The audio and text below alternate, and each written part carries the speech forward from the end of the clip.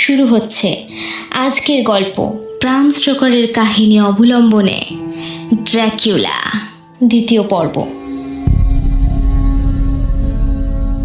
Lucy ওয়েস্টেনরা এবং মিনা মুর অনেকদিন থেকে ঘনিষ্ঠ বান্ধবী। একসাথে লেখাপড়া করেছে, একসাথেই বড় হয়েছে ওরা দুজনে।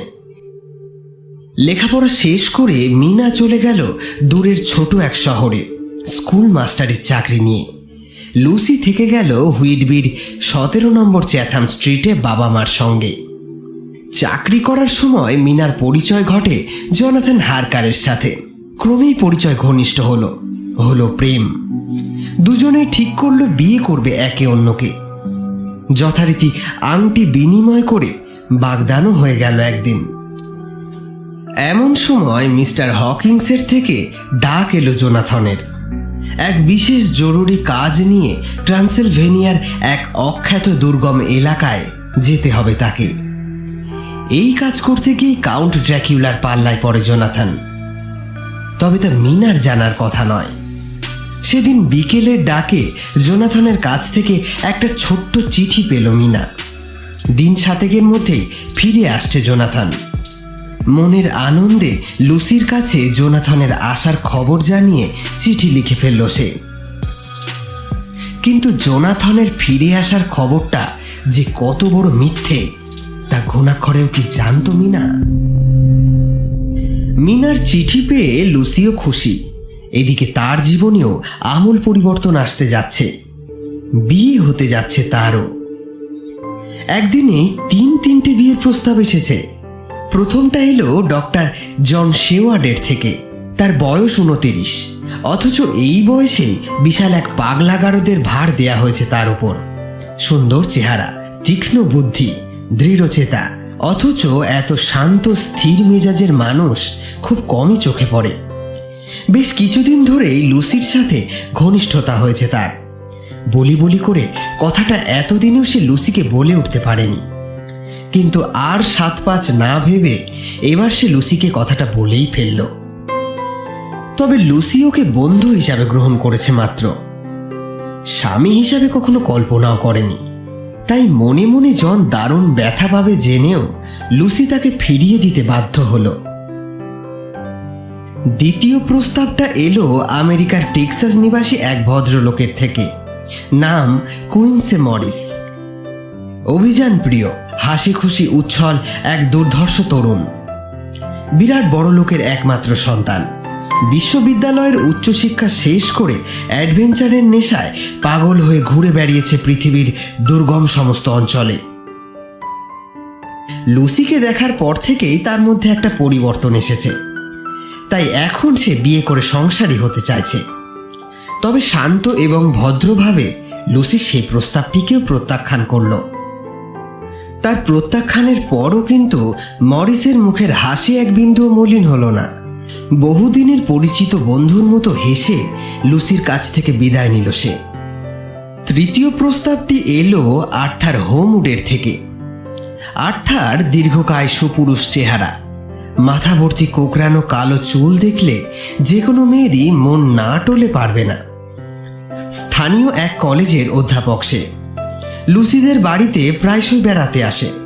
সেই সুবাদে হয়তো সেও লুসিকে মনে মনে ভালোবেসে ফেলেছিল।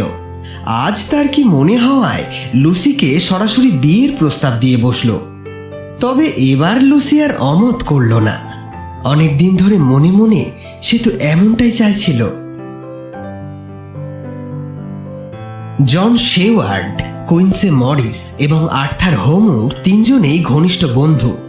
লুসির থেকে প্রত্যাখ্যাত হওয়ার কথাটা আর্থারকে কিন্তু জন আর মরিস জানালো না, বরং লুসিকে বিয়ে করতে যাচ্ছে শুনে হৈ হৈ করে স্বাগত জানালো আর্থারকে। এই 3 বন্ধুর সম্পর্ক এতটাই ঘনিষ্ঠ ছিল যে এই ব্যাপারটি তাদের বন্ধুত্বের মধ্যে বিন্দুমাত্র ফাটল ধরাতে পারল না।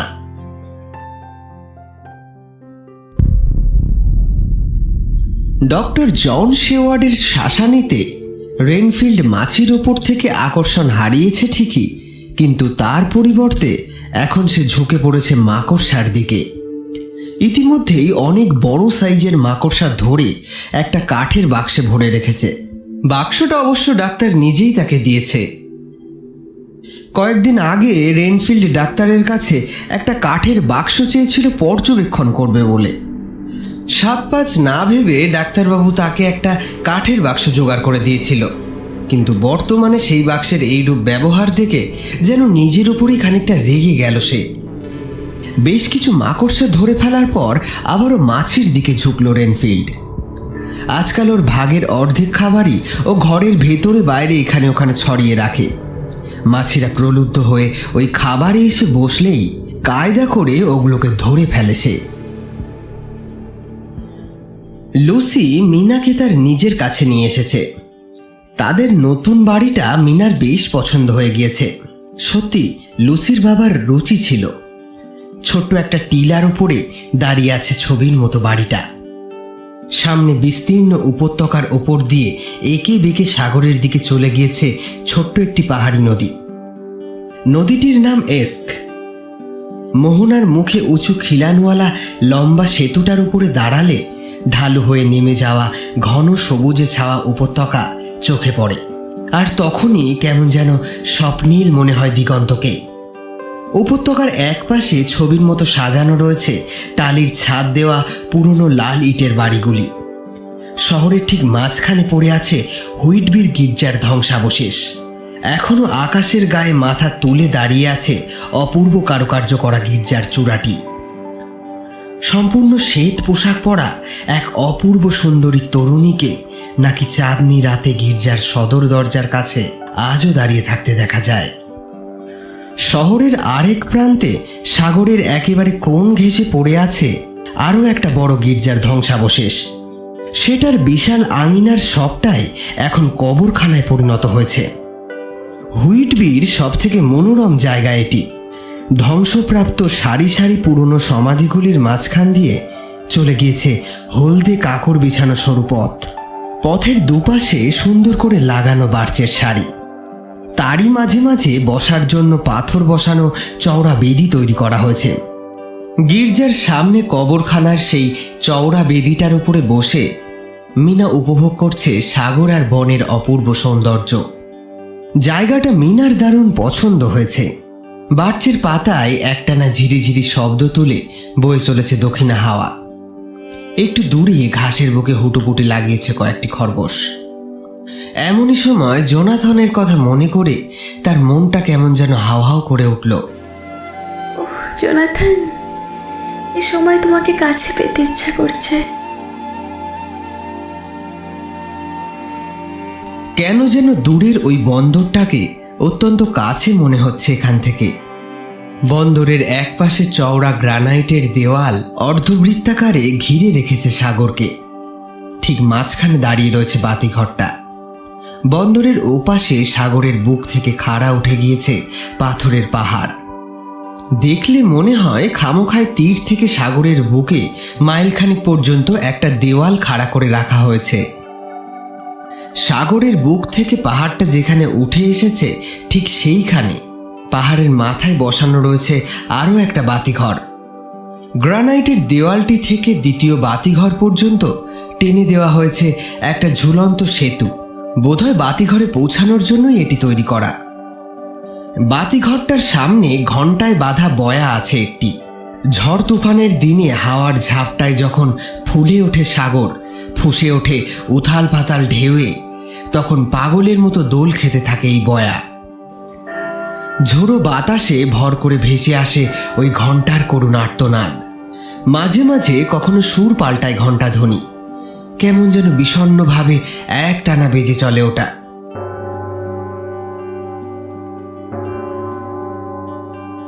বহু দূর পর্যন্ত শোনা যায় তার সেই আওয়াজ।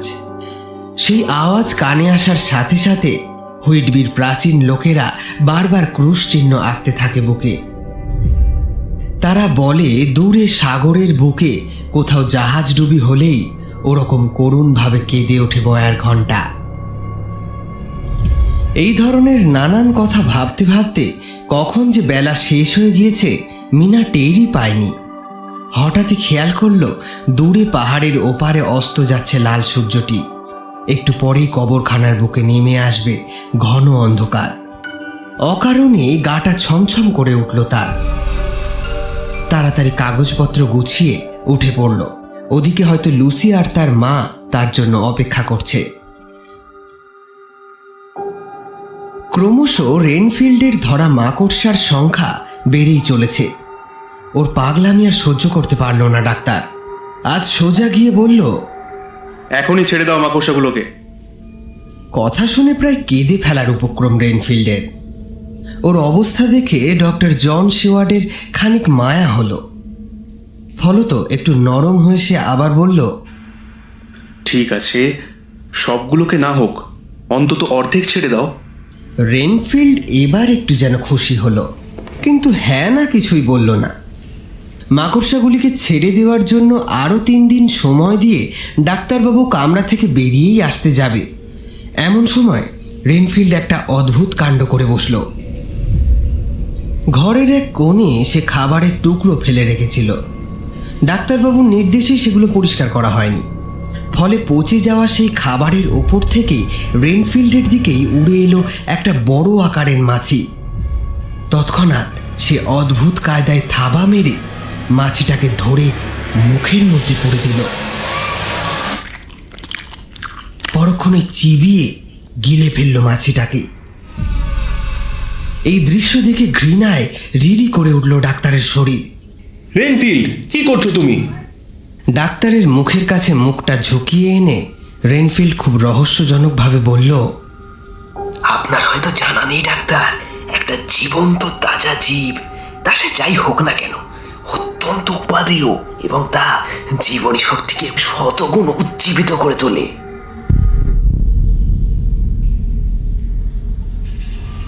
রেনফিল্ডের কথা শুনে হঠাৎ ওর মাছি সংগ্রহের একটা কারণ আন্দাজ করতে পারল ডাক্তার।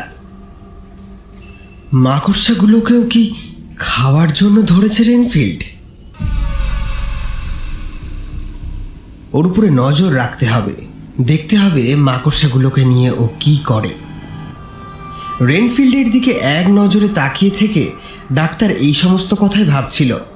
তবে তার দিকে রেনফিল্ডের আর কোনো নজর নেই। বালিশের তলা থেকে একটা ছোট খাতা বার করে গভীর মনোযোগের সাথে তাতে লেখা অঙ্কগুলোকে দেখছে সে। দেখে মনে হয় বেশ বড় আকারের একটা হিসেব লেখা রয়েছে খাতায়, কিন্তু কিসের হিসেব? মিনা আজও এসেছে এই কবরখানায়, তবে আজ সে একা নয়, লুসিও তার সাথে এসেছে। বহুদিন পর 2 বান্ধবী মিলে মন খুলে আলাপ জমাচ্ছে। বেশিরভাগ বকবকটা লুসিই করছে, আবারও নতুন করে আর্থার আর ওর প্রেমের কাহিনী মিনাকে শোনাচ্ছে সে। লুসির কথা শুনতে শুনতে হঠাৎ মিনার বুকের ভেতরটা কেমন যেন করে উঠল। বারবার জোনাথনের কথা মনে পড়তে লাগলো। সেই যে মাস 3 আগে তার কাছ থেকে ছোট্ট একটা চিঠি পেয়েছি, তারপর আর কোনো সাড়া নেই। অন্য কোনো মেয়ের পাল্লায় পড়েছে কি সে? ভুলে গেছে আমাকে? অনেক কষ্টে ঠেলে বেরিয়ে আসা অশ্রুকে রোধ করে লুসিকে নিয়ে উঠে পড়ল সে।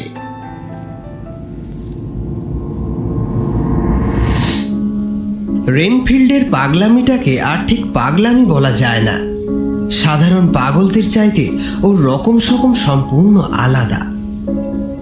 গত কয়েকদিন ধরে আড়ালে আবডালে থেকে ডাক্তার পর্যবেক্ষণ করেছে তাকে, কিন্তু কোনো পরিবর্তন নেই ওর মধ্যে। কেমন যেন অদ্ভুত তার ভাবভঙ্গি। তবে ডাক্তারের কথা মতো একটা কাজ সে করেছে।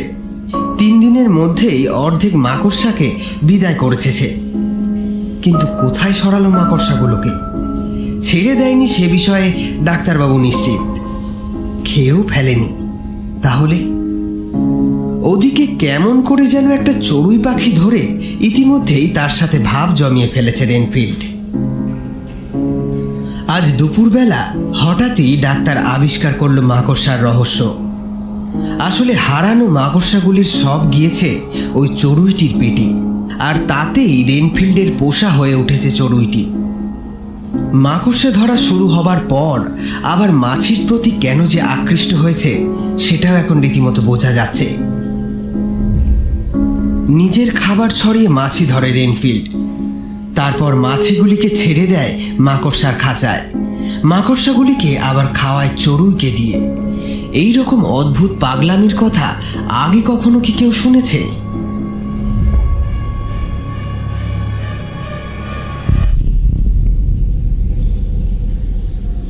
এভাবে কাটলো আরও 10 দিন। ইতিমধ্যে চড়ুইয়ের একটা ছোটোখাটো বস্তি গড়ে তুলেছে রেনফিল্ড। মাঝখানে বেশ কয়েকদিন ওর সাথে ডাক্তারের দেখা হয়নি। আজ আবার ওর ঘরে ঢুকতেই রেনফিল্ড ছুটে এসে ডাক্তারের পায়ে পড়ে বলল, যাই বলুন ডাক্তার সাহেব, ছোট একটা বিড়ালের বাচ্চা চাই আমার। ওর সাথে আমি ভাব করবো, সকাল সন্ধ্যা খেলবো, সময় হলে খেতে না চাইলেও ধমক ধমক দিয়ে খাবো। দারুণ মজা হবে, হ্যাঁ তাই না? কথাটা শুনে ডাক্তারের মেজাজ রীতিমতো খিচড়ে গেল, কিন্তু তা প্রকাশ করল না রেনফিল্ডের কাছে। বিড়ালের বাচ্চা যে সে কেন চাইছে ব্যাপারটা ইতিমধ্যেই ডাক্তার ধরে ফেলেছে। এটাও তার ভয়াবহ পাগলামিরই আর একটা অংশ। চড়ুইদের গোটা বস্তিটাকে বিড়ালের পেটে পাঠাতে চায় সে। যথাসম্ভব শান্তভাবে ডাক্তার বলল, বিড়ালের বাচ্চা পুষলে তো ভালোই, তা বাচ্চা হলেই চলবে নাকি আসলে একটা বড় বিড়াল দরকার তোমার? ঠিক ধরেছেন আপনি, ঠিক ধরেছেন। আর সাধে কি আর এত বড় হাসপাতালে ডাক্তার হয়েছেন আপনি? হ্যাঁ তা ডাক্তার সাহেব, বিড়ালটা কিন্তু আজই চাই আমার, হ্যাঁ আজই চাই। কিন্তু আজ তো হবে না, তার জন্য তো অপেক্ষা করতে হবে। সত্যি একটা বিড়াল তোমায় দেওয়া যায় কি না সেই ব্যাপারটা আমার একটু ভেবে দেখতে হবে। মুহূর্তে খুশি খুশি ভাবটা চলে গেল রেনফিল্ডের চেহারা থেকে। সে জায়গায় স্থান নিল একটা ভয়ঙ্কর অভিব্যক্তি।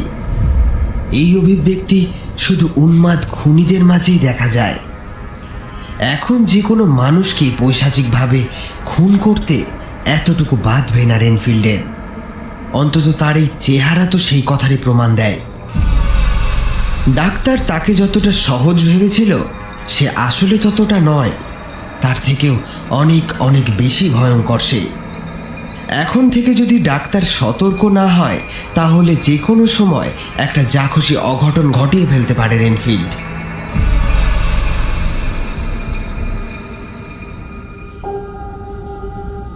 রাত 10টায় ডাক্তার আবার দেখতে গেল রেনফিল্ডকে। গালে হাত দিয়ে ঘরের এক কোণে চুপচাপ বসে আছে ও। কিছুক্ষণ আগের ভয়ঙ্কর রূপটা এখন আর তার মধ্যে নেই। ডাক্তার ঘরে ঢুকতেই তার পায়ে এসে হুড়মার করে পড়ল রেনফিল্ড। আবারও বিড়ালের বাচ্চার জন্য আবদার জানালো, কিন্তু ডাক্তার পরিষ্কারভাবে বলে দিল যে সেই বিড়ালের বাচ্চা জোগাড় করে দেবে না। তার উত্তরে রেনফিল্ড কিন্তু একটাও কথা বলল না। হতাশভাবে জানলার কাছে ফিরে গিয়ে বাইরে চেয়ে চেয়ে কি যেন ভাবতে লাগলো। গতকাল মিস্টার হকিংসের কাছে লেখা জোনাথনের একটা চিঠি পেয়েছি। কাউন্ট ড্রাকুলার প্রাসাদ দুর্গ থেকে লেখা মাত্র 1 লাইনের ছোট্ট চিঠি। লিখেছে বাড়ি রওনা হচ্ছি। চিঠিটা পড়ে কিছুই বুঝলাম না। সমস্ত ব্যাপারটা কেমন যেন আরও খাপছাড়া মনে হতে লাগলো আমার কাছে। মিনা এখনো লুসিদের বাড়িতেই আছে, তবে ইদানিং লুসির আবারও সেই পুরনো অভ্যাসটা ফিরে এসেছে, ঘুমের মধ্যে হেঁটে চলে বেড়ানো। মিনা লুসির মায়ের সাথে গোপনে আলোচনা করে ঠিক করেছে যে রাতে শুতে যাওয়ার আগে সে নিজে হাতে লুসির ঘর বাইরে থেকে তালা বন্ধ করে দিয়ে যাবে। এই ঘুমের মধ্যে হাঁটাচলা করার স্বভাবটা বেশ ভয়ঙ্কর। এতে কখনো সখনো প্রাণ সংশয় পর্যন্ত দেখা দিতে পারে। লুসির মায়ের মতে ঘুমের ঘোরে হাঁটতে হাঁটতে নিজের অজান্তেই পাহাড় কিংবা ছাদের কার্নিশের একেবারে প্রান্তে এসে থমকে দাঁড়ায় নিশিতে পাওয়া মানুষটা। তারপর সেই অবস্থায় হঠাৎ ঘোর কেটে গিয়ে নিজের অবস্থান দেখে চমকে উঠে নিচে পড়ে যায় সে। লুসির বাবাকেও নাকি একই রকমভাবে প্রায় নিশিতে পেত। মেয়েকে নিয়ে বেশ চিন্তিত হয়ে পড়লেন লুসির মা। ক্রমেই ঘনিয়ে আসছে তার বিয়ে, এরই মাঝে যদি কোনো অঘটন ঘটে যায়। মিনা অবশ্য জানালো যে তার মায়ের এ ধারণা সম্পূর্ণ ভুল। আসলে নিশিটিশি কিছু নয়। আর তার হোমউডের প্রতীক্ষায় ক্রমেই উদ্বিগ্ন হয়ে উঠছে লুসি। আর সেই চিন্তায় তার ঘুম না আসতে সে বিছানা ছেড়ে উঠে আপন মনে ভাবতে ভাবতে এদিক সেদিক ঘুরে বেড়াচ্ছে। আজ নির্দিষ্ট সময়ের অনেক আগেই বিছানা ছেড়ে উঠে পড়েছে ডাক্তার। আজ এক প্রচণ্ড কৌতূহল রেনফিল্ডের ঘরের দিকে টেনে নিয়ে চলল তাকে। ওর ঘরের জানলা দিয়ে উঁকি মেরে ডাক্তার দেখল রেনফিল্ড খোশ মেজাজেই আছে। বেসুরো কণ্ঠে গুনগুন করে গান গাইতে গাইতে ঘরের এখানে ওখানে চিনি ছেটাচ্ছে। অর্থাৎ আবারও শুরু হয়েছে তার মাছি শিকার। ঘরের কোথাও চড়ুইগুলিকে আর দেখা যাচ্ছে না। কি ব্যাপার, বিদায় করে দিয়েছে নাকি সেগুলোকে? ডাক্তার এবার জানলা থেকে সরে রেনফিল্ডের ঘরে গিয়ে ঢুকলো। মৃদু স্বরে জিজ্ঞাসা করলো, পাখিগুলোকে দেখছি না তো, ছেড়ে দিয়েছো নাকি? ছাড়বো কেন? হ্যাঁ, পাখা আছে তো, উড়ে গেছে। বলাই বাহুল্য, ডাক্তার কিন্তু কথাটি বিশ্বাস করল না। এমন সময় হঠাৎই চোখে পড়ল জিনিসগুলো। ঘরের এখানে ওখানে পড়ে আছে কয়েকটা পালক, কয়েক ফোঁটা রক্তের দাগও লেগে আছে বালিশের কভার আর বিছানার চাদরে। রক্ত এলো কোত্থেকে? ডাক্তার সেদিনের মতো বেরিয়ে গেল, কিন্তু ঠিক করলো রেনফিল্ডের উপরে নজরদারি আরো বাড়িয়ে দেবে সে। বেলা 11টার দিকে নার্স ছুটতে ছুটতে এসে খবর দিল, স্যার স্যার সাংঘাতিক রকম অসুস্থ হয়ে পড়েছে রেনফিল্ড। বমি করে করে ভরিয়ে ফেলেছে ঘরের মেঝে, বিছানার চাদর। স্যার বললে বিশ্বাস করবেন না, বমির সাথে বেরিয়ে আসছে গাদা গাদা পালক। আমার মনে হয় সবকটা চড়ুইকে গিলে ফেলেছে হতচ্ছাড়া পাগলটা। ব্যাপারটা দেখার জন্য ডাক্তারও ছুটল রেনফিল্ডের ঘরের দিকে। নার্স একটুও বাড়িয়ে বলেনি।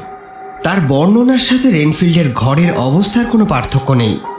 2-3 জন মিলে ঘরটা পরিষ্কার করবার চেষ্টা করছে। এদিকে রেনফিল্ড পেট চেপে নিথর হয়ে পড়ে আছে বিছানার ওপর।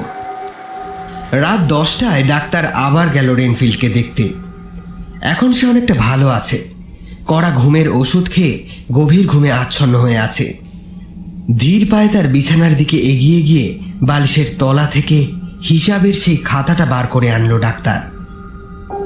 খাতা খুলেই পাগলটার স্বভাব চরিত্রের অনেকখানি প্রকাশ হয়ে পড়ল তার কাছে। এ ধরনের বিচিত্র পাগল কোটিতে একটা মেলে কিনা সন্দেহ। এদের রোগের বর্ণনা কোনো বই পুস্তকে পাওয়া যায় না, তবে কিছু কিছু ভুডু বিশেষজ্ঞদের কাছে এসব পাগলদের কথা শুনতে পাওয়া যায়। এদেরকে বলে জুফাগাউস ম্যানিয়াক, অর্থাৎ আত্মভোগ উন্মাদ। এরা মনে করে অন্যান্য জীবের জীবনকে আত্মসাৎ করে ফেললে সেই সব জীবের জীবনী শক্তি পুঞ্জীভূত ও সঞ্চালিত হয়ে যাবে নিজের মধ্যে। সবচেয়ে মজার ব্যাপার হলো, একটা বিচিত্র পদ্ধতিতে জীবনী শক্তি আত্মসাৎ করে ওরা। প্রথমে যতগুলো সম্ভব প্রাণীকে অপেক্ষাকৃত বড় আকারের প্রাণী দিয়ে খাওয়ায়। এর উদ্দেশ্য ছোট প্রাণীগুলির সমস্ত জীবনী শক্তি আত্মসাৎ করে নিল অপেক্ষাকৃত বড় প্রাণীটা। তারপর সেই প্রাণীটাকে নিজেই খেয়ে ফেলে ছোট প্রাণীগুলো আর বড় প্রাণীটার জীবনী শক্তি একসঙ্গে আত্মসাৎ করে নেয় জুফাগাউস ম্যানিয়াক। কখনো এই আত্মসাতের প্রক্রিয়া তৃতীয়, চতুর্থ, এমনকি 5ম স্তর পর্যন্ত পৌঁছায়। রেনফিল্ডের ক্ষেত্রে প্রক্রিয়াটি 4র্থ স্তরে পৌঁছেছে। অবশ্য বিড়াল পেলে 5ম স্তরেও হয়তো পৌঁছে যেত। এ ধরনের অন্যান্য পাগলদের চাইতে আরও একটু উন্নত রেনফিল্ড। কটা জীবকে আত্মসাৎ করছে তা নির্ভুলভাবে খাতায় লিখে রেখেছে সে। কটা মাকড়সাকে কটা মাছি খাওয়ালো, সেই মাকড়সাগুলিকে আবার কটা চড়ুই দিয়ে খাওয়ালো, সব কিছুই অত্যন্ত সুন্দরভাবে তারিখ দিয়ে লিখে হিসাব রেখেছে। একটা পাগল কি এত সুন্দর এবং নির্ভুলভাবে অঙ্কের হিসাব ঠিক রাখতে পারে?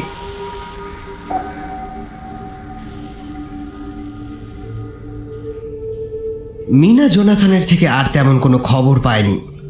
তার আশঙ্কা দিন দিন আরও বেড়ে যাচ্ছে। ছোট্ট একটা চিঠিও যদি পেত তাহলেও নিজের মনকে খানিকটা শান্ত করতে পারত সে। ওদিকে ঘুমের ঘোরে হাঁটার অভ্যাসটা দিনকে দিন আরও বেড়েছে লুসির। বাইরে থেকে মিনা অবশ্য তার ঘর তালা বন্ধ করে রাখে, কিন্তু ঘরের ভেতরেই তার হাঁটার শব্দে প্রায় রাতেই মিনার ঘুম ভেঙে যায়। জোনাথনের কোনো খবর নেই, ওদিকে লুসির এই অবস্থা। সব মিলিয়ে দুর্ভাবনার যেন আর শেষ নেই মিনার। এই অবস্থা আর বেশি দিন চললে হয়তো সেও অশোকে পড়বে। তবে একমাত্র সান্ত্বনা, লুসির স্বাস্থ্যের কোনো পরিবর্তন ঘটেনি এখনো। এমনই সময় একদিন তার বার্তা এলো আর্থারের কাছ থেকে।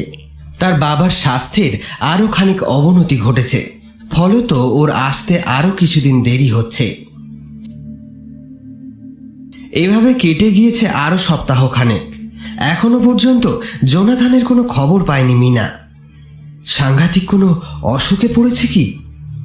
ওর চিন্তায় ভালো করে রাতে ঘুম হয় না মিনার।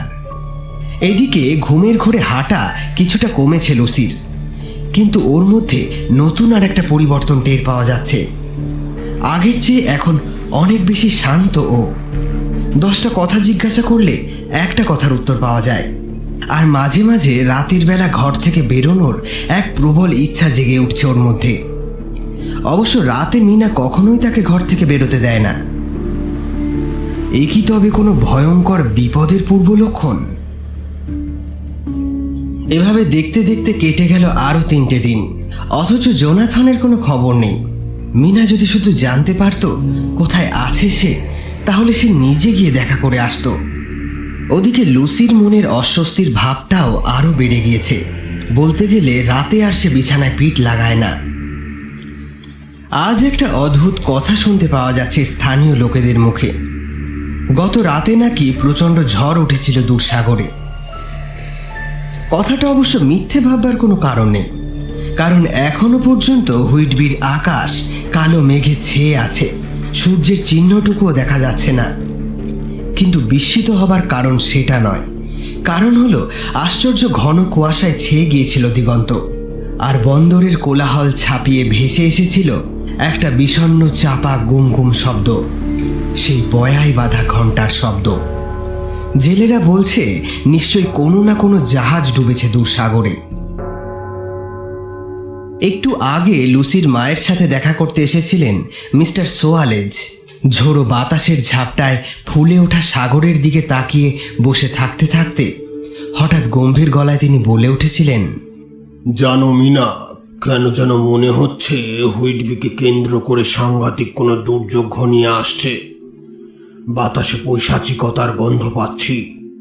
এক সময় সামান্য ব্ল্যাক ম্যাজিক শিখেছিলাম, তাই অদ্ভুত কিছু ঘটতে যাওয়ার আগে তা ঠিকই টের পাই। কথাগুলো বলতে বলতে মিস্টার সোয়ালেজের মন খারাপ হয়ে গেল। বিষণ্ণ মুখে তিনি উঠে চলে গেলেন। 8ই আগস্ট। আজ অদ্ভুত একটা খবর বেরিয়েছে দি ডেইলি গ্রাফ পত্রিকায়। জেলেরা মিথ্যে বলেনি, সত্যিই প্রচণ্ড ঝড় হয়েছিল আগের রাতে। ডেইলি গ্রাফ পত্রিকার মতে হুইটবি বা তার আশেপাশের এলাকায় এত প্রচণ্ড ঝড় নাকি আগে কখনো হয়নি। সেদিন সকাল থেকেই আবহাওয়াটা গুমোট মেরেছিল, কিন্তু আগস্ট মাসে তো এমন কিছু অভিনব নয়। বাতাসে গুমোট ভাব থাকলেও আকাশ কিন্তু ছিল পরিষ্কার। সেদিন শনিবার, অতএব হুইটবির আশেপাশের ম্যালগ্রেভ উড, রবিনউড উপসাগর, রিগমিল, রাইনসুইক প্রভৃতি দ্বীপে ভ্রমণে বেরিয়ে পড়ে হুইটবির অ্যাডভেঞ্চার প্রিয় লোকেরা। বিকেলের একটু পরই বাতাসের গুমোট ভাবটা কেটে গিয়ে বইতে শুরু করে ঝিরিঝিরি দক্ষিণা হাওয়া। কিন্তু সূর্যাস্তের সঙ্গে সঙ্গে আবহাওয়া সম্পূর্ণরূপে বদলে যায়। হঠাৎ করেই ঘন মেঘে ছেয়ে যায় আকাশ। ভয় পেয়ে তীরে ফিরে আসে অধিকাংশ জেলে নৌকা। রাত 10টার পরই প্রবল হাওয়া বইতে শুরু করে, ফুঁসে ওঠে সাগর। পাহাড়ের মতো বিশাল সব ঢেউ প্রচণ্ড বেগে ছুটে এসে আছড়ে পড়ে হুইটবির উপকূলে। যে দু একটা জেলে নৌকা সাঁঝের বেলায় ফিরে না এসে তখনও পর্যন্ত খোলা সাগরে মাছ ধরছিল, তারা আর ফিরে আসতে পারেনি। উত্তাল সমুদ্র তাদেরকে গ্রাস করে নিয়েছে। ভয়ঙ্কর সেই ঝড়ের বর্ণনা দিতে গিয়ে হুইটবির প্রাচীন নাবিকেরা বলেছে এমন ঝড় নাকি জীবনে আগে তারা কখনো দেখেনি। এমনকি তাদের বাপ দাদাদের মুখেও এমন বিপর্যয়ের কথা তারা কখনোই শোনেনি। সূর্য ডোবার পর থেকে যেমন হঠাৎ করে শুরু হয়েছিল ঝড়, ভোরবেলা মোরগ ডাকার সঙ্গে সঙ্গে তেমনই হঠাৎ করে থেমে গিয়েছিল সেটা। তবে সবচেয়ে আশ্চর্য ব্যাপার হলো ভোরবেলা হুইটবির উপকূলে রহস্যজনকভাবে পড়ে থাকতে দেখা গিয়েছিল একটি অচেনা পরিত্যক্ত জাহাজকে। খোঁজ খবর করে জানা যায় পরিত্যক্ত জাহাজটির নাম ডিমিটার।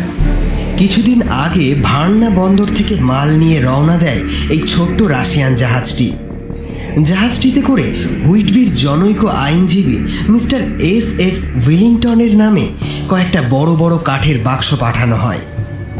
রাশিয়ান বাণিজ্য দূত এবং স্থানীয় বন্দর কর্তৃপক্ষের অনুমতি নিয়ে পর্যবেক্ষণের উদ্দেশ্যে ডিমিটারে গিয়ে ওঠে কয়েকজন স্থানীয় সাংবাদিক। জাহাজের ভেতর তন্ন তন্ন করে খুঁজতে থাকে তারা। শেষ পর্যন্ত ইঞ্জিন রুমে একটি মাত্র মৃতদেহ আবিষ্কার করে। জাহাজের হুইলের সাথে শক্ত করে বাঁধা ছিল লাশের ডান হাতটি, অন্য হাতে ধরা ছিল একটা কাঠের ক্রুশ।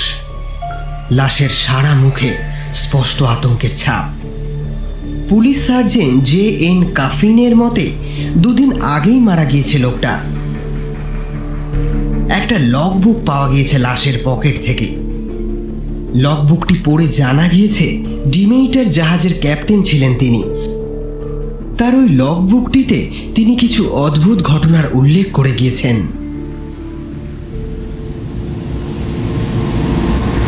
6 জুলাই কয়েকটা বড় বড় বাক্স ভর্তি বালি আর মাটি নিয়ে দুপুরের দিকে রওনা হলো আমাদের মালবাহী জাহাজ ডিমেটার। আবহাওয়া বেশ পরিষ্কার। আমি বাদে আরো 5 জন নাবিক, 2 জন খালাসি, একজন বাবুর্চি এবং একজন প্রধান সহকারী সহ মোট 9 জন লোক আছে জাহাজে। 11 জুলাই তুরস্কের সীমান্ত অঞ্চল বসফরাসে এসে প্রবেশ করলাম ভোর হবার আগেই। একটু পরই তদন্তের উদ্দেশ্যে জাহাজে এসে উঠল শুল্ক বিভাগের কয়েকজন লোক। ওদের তদন্ত শেষ হলো বিকেল 4টে নাগাদ। ছাড়পত্র পেয়ে আবার চলতে শুরু করলো আমাদের জাহাজ। 12 জুলাই দারদালেসে এসে অল্পক্ষণের জন্য আরও কয়েকবার ঝামেলা পোহাতে হলো উপকূলরক্ষী ও জল পুলিশের হাতে। আর কি পোলাগো পার হয়ে এলাম মাঝরাতে। 13 জুলাই মাতাপান অন্তরীপ ছাড়িয়ে আসার পরপরই একটা চাপা উত্তেজনা ছড়িয়ে পড়ল সমস্ত জাহাজে। কেন যেন একটু আতঙ্কিত হয়ে পড়েছে নাবিকেরা। কারণটা অবশ্য জানতে পারলাম না। 14 জুলাই ক্রমশ বেড়েই চলেছে উত্তেজনা। বলিষ্ঠ কর্মঠ ওই লোকগুলির এই ব্যবহারে সঠিক কোনো কারণ খুঁজে পাচ্ছি না আমি। বহু জিজ্ঞাসাবাদের পর জানতে পারলাম জাহাজে অস্বাভাবিক কিছু আছে বলে সন্দেহ করছে নাবিকরা। কথায় কথায় বুকে ক্রুশ চিহ্ন আঁকছে ওরা। এসব নিয়ে কথা কাটাকাটি করতে করতে 2 জন তো প্রায় মারামারি বাঁধিয়ে দিল, কিন্তু অন্যেরা ধরে শান্ত করলো ওদের। 16 জুলাই পেট্রোফস্কি নামে একজন নাবিককে আজ খুঁজে পাওয়া যাচ্ছে না। মাঝরাতের পর থেকেই তার কোনো পাত্তা নেই। বহু খোঁজাখুঁজি করেও তার সন্ধান না পেয়ে পুরোপুরি আতঙ্কিত হয়ে উঠেছে নাবিকেরা। এরকম কিছু ঘটার আশঙ্কা নাকি আগে থেকেই তারা করছিল। ওদের সন্দেহ সাংঘাতিক বিপদ ঘনিয়ে আসছে ডিমেটারের ওপর। 17 জুলাই গতকাল এক অদ্ভুত ঘটনার উল্লেখ করেছে নাবিক ওলগারেন। আগের রাতে পেছনের ডেকে দাঁড়িয়ে পাহারা দিচ্ছিল সে। ঝিরিঝিরি বৃষ্টি পড়ছিল তখন। হঠাৎ সে খেয়াল করলো কালো আলখাল্লায় ঢাকা লম্বা মতো কে একজন সামনে ডেকের দিকে হালকা পায়ে এগিয়ে যাচ্ছে। লোকটা জাহাজের কেউ নয় এ ব্যাপারে ওলগারেন নিশ্চিত ছিল। আড়াল থেকে ওকে লক্ষ্য করতে থাকলো। ওলগারেনের চোখের সামনেই আলখাল্লা পড়া লোকটি হঠাৎ কোথায় উধাও হয়ে গেল। কোথায় গেল লোকটা? সামনের ডেকে এমন কোনো জায়গা নেই যেখানে চট করে লুকিয়ে পড়া যায়। কেন যেন ভয় ভয় করতে লাগলো ওলগারেনের। ডিউটি শেষ হওয়ার পরপরই কথাটা আমাকে এসে জানালো সে। ওলগারেনের কথা মতো জাহাজটাকে তন্ন তন্ন করে খুঁজে দেখার আদেশ দিলাম সকলকে। প্রথমে আমার সহকারী তো খেপেই গেল, কিন্তু ওকে বুঝিয়ে বলতেই নিতান্ত অনিচ্ছা সত্ত্বেও খুঁজতে গেল সে। জাহাজের প্রত্যেকটা ইঞ্চি খুঁজে দেখার পরও সন্দেহজনক কিছু না দেখে খুশি মনে আবারও কাজ করতে লাগলো ওরা। 22শে জুলাই। সাংঘাতিক খারাপ আবহাওয়া যাচ্ছে গত 3 দিন ধরে। জাহাজ সামলাতে সামলাতেই হিমশিম খাচ্ছে সবাই। অতএব আর ভয় পাওয়ার সময় কেউ পায়নি। বহু কষ্টে জিব্রাল্টার প্রণালী পেরিয়ে আসার পর আবহাওয়ার একটু পরিবর্তন এসেছে। 24শে জুলাই আবারও দ্বিগুণ আতঙ্ক এসে ভর করেছে নাবিকদের মনে। বিস্কে উপসাগরে পড়ার পর থেকেই আর একজন নাবিককে খুঁজে পাওয়া যাচ্ছে না। এবারও রাতের বেলায় জাহাজের ডেকে পাহারা দিতে গিয়ে হারিয়ে গিয়েছে সেও। অবস্থা এমন দাঁড়িয়েছে যেন কেউ রাতের বেলা ওই ডেকে আর পাহারা দিতে সাহস পাচ্ছে না। বাধ্য হয়ে 2 জন করে দাঁড়িয়ে পাহারা দেবার নির্দেশ দিলাম। এবার কি করবে কে জানে। 28শে জুলাই জিব্রাল্টার প্রণালী পেরোবার পর একটু পরিষ্কার হলেও রাত নামার সঙ্গে সঙ্গে আগের চেয়েও খারাপ হয়ে গিয়েছিল আবহাওয়া। সেই থেকে ক্রমেই আবহাওয়ার অবস্থা খারাপের দিকেই এগিয়েছে। আজ এমন অবস্থা যে খোলা ডেকে দাঁড়িয়ে থাকা যাচ্ছে না। ক্রমাগত জাহাজের গায়ে এসে ঝাপটা দিচ্ছে বড় হাওয়া। নিচে ফুঁসছে অশান্ত সাগর। বিশাল সাগরের বুকে চিনে বাদামের খোসার মতো দুলছে ডিমেটার। আতঙ্কে নাবিকেরা প্রায় নাওয়া খাওয়া ভুলেই গিয়েছে। 2 জন করে পাহারা দিয়েও এড়ানো গেল না তৃতীয় দুর্ঘটনা। গত রাতে একসাথে দাঁড়িয়ে পাহারা দিচ্ছিল 2 জন নাবিক। ভোরের দিকে অল্পক্ষণের জন্য বাথরুমে গিয়েছিল একজন। ফিরে এসে দেখে অপরজন ডেকে নেই। সাথে সাথেই চেঁচামেচি শুরু করে দেয় সে। তারপরে শুরু হয় খোঁজা। কিন্তু সেই পুরনো ইতিহাস, সারা জাহাজ তন্ন তন্ন করে খুঁজেও তাকে পাওয়া যায় না। বিন্দুমাত্র কোনো সূত্র সে যেন ছেড়ে যায়নি। আশ্চর্য, একে একে 3টে মানুষ উধাও হয়ে যাচ্ছে কোথায়। 30শে জুলাই রাত শেষ হওয়ার আগে ইংল্যান্ডের কাছাকাছি এসে পড়ল জাহাজ। আবহাওয়া অনেকটাই পরিষ্কার হয়ে গিয়েছে। সবাই যেন হাঁপ ছেড়ে বেঁচেছে। জাহাজের পালগুলো আবার তুলে দেওয়া হয়েছে। তরতর করে জল কেটে স্বচ্ছন্দ গতিতে ক্রমেই ইংল্যান্ডের উপকূলের দিকে এগিয়ে চলেছে। সবাই নিশ্চিত ইংল্যান্ডে তারা সুস্থভাবে এবার পৌঁছাতে পারবে। তবে এমন সময় ঘটল চতুর্থ ঘটনা। আর একজন নাবিক উধাও। 1 আগস্ট। ঝড় থেমেছে ঠিকই, কিন্তু কোত্থেকে এসে হাজির হয়েছে একতাল ঘন কুয়াশা। এত ঘন যে 2 হাত দূরের জিনিসও স্পষ্ট করে দেখা যায় না। এই অবস্থায় জাহাজ পথ ভুল করতে বাধ্য। কয়েকবার বিপদে পড়ার সংকেত পাঠালাম বাইরের পৃথিবীতে, কিন্তু কোনো কাজ হলো না। কেন যেন মনে হচ্ছে কোনো অশুভ শক্তি আমাদেরকে টেনে নিয়ে চলেছে এক অজানা ভয়ঙ্কর পরিণতির দিকে। 2রা আগস্ট মধ্যরাত্রি। হঠাৎ একটা আর্তচিৎকার শুনে ঘুম ভেঙে গেল। এক লাফে উঠে বিছানা থেকে নেমে ছুটে গেলাম ডেকের দিকে। খুব কাছে থেকেই এসেছিল চিৎকারটা, কিন্তু বাইরে এসে কিছু চোখে পড়ল না। অবশ্য ঘুটঘুটে অন্ধকার রাত, ঘন কুয়াশার ভেতরে কোনো কিছু চোখে পড়া স্বাভাবিক কথা নয়। চেঁচিয়ে ডাকতেই উত্তর দিল 2 জন নাবিক। আমার মতো ওরাও আর্তচিৎকার শুনেই বাইরে বেরিয়ে এসেছে। সারা ডেক খুঁজেও পাহারারত নাবিকটিকে সেদিন আর খুঁজে পাওয়া গেল না। এই নিয়ে 10 জনের মধ্যে 5 জন উধাও হয়ে গেল। কোথায় যাচ্ছে এরা কিছুই বুঝতে পারছি না। 3রা আগস্ট মধ্যরাত্রি। ক্লান্ত নাবিকটিকে ছুটি দেওয়ার উদ্দেশ্যে ইঞ্জিন ঘরে এসে ঢুকলাম, কিন্তু এ কি, সেখানে কেউ নেই।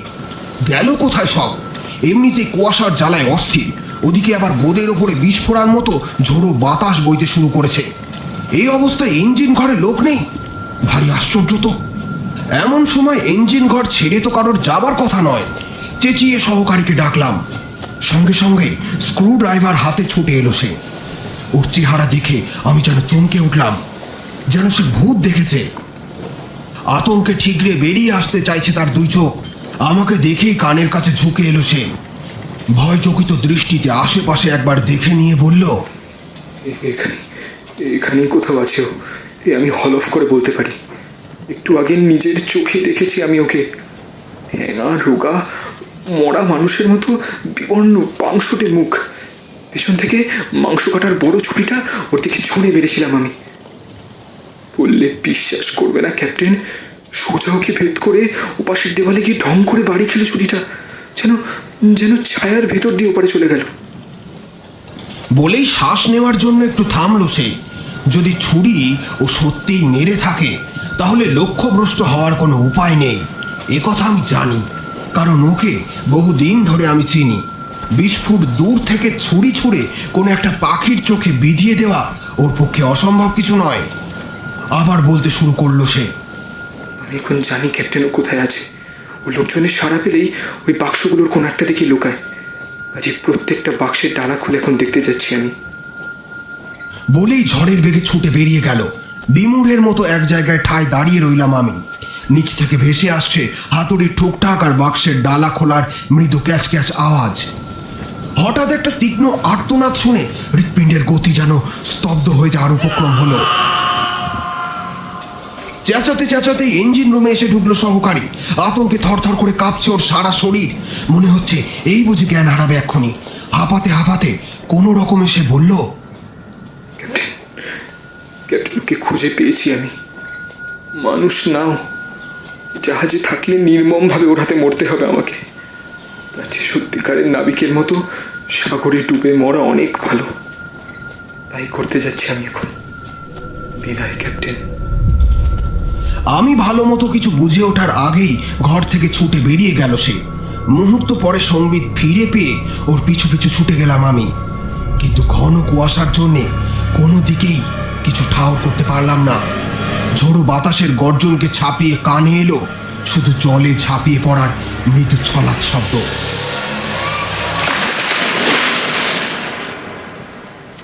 আমার চোখের সামনেই শেষ হয়ে গেল আরও একটা জীবন। কয়েকটা মুহূর্তের জন্য এক জায়গায় স্তব্ধ হয়ে দাঁড়িয়ে থাকলাম। তারপর ছুটে গেলাম নাবিকদের কেবিনের দিকে। কেবিনের দরজার কাছে পৌঁছেই থমকে দাঁড়াতে হলো। দমকা বাতাসে এদিক ওদিক বাড়ি খাচ্ছে খোলা দরজা। ভেতরে কেউ নেই। কেবিনের দেওয়ালে ঝোলানো লণ্ঠনটা খুলে নিয়ে খুঁজতে বেরোলাম ওদের। সারাটা জাহাজ খুঁজেও কাউকে পাওয়া গেল না। নিষ্ঠুর সত্যতা আর আমার কাছে চাপা রইল না।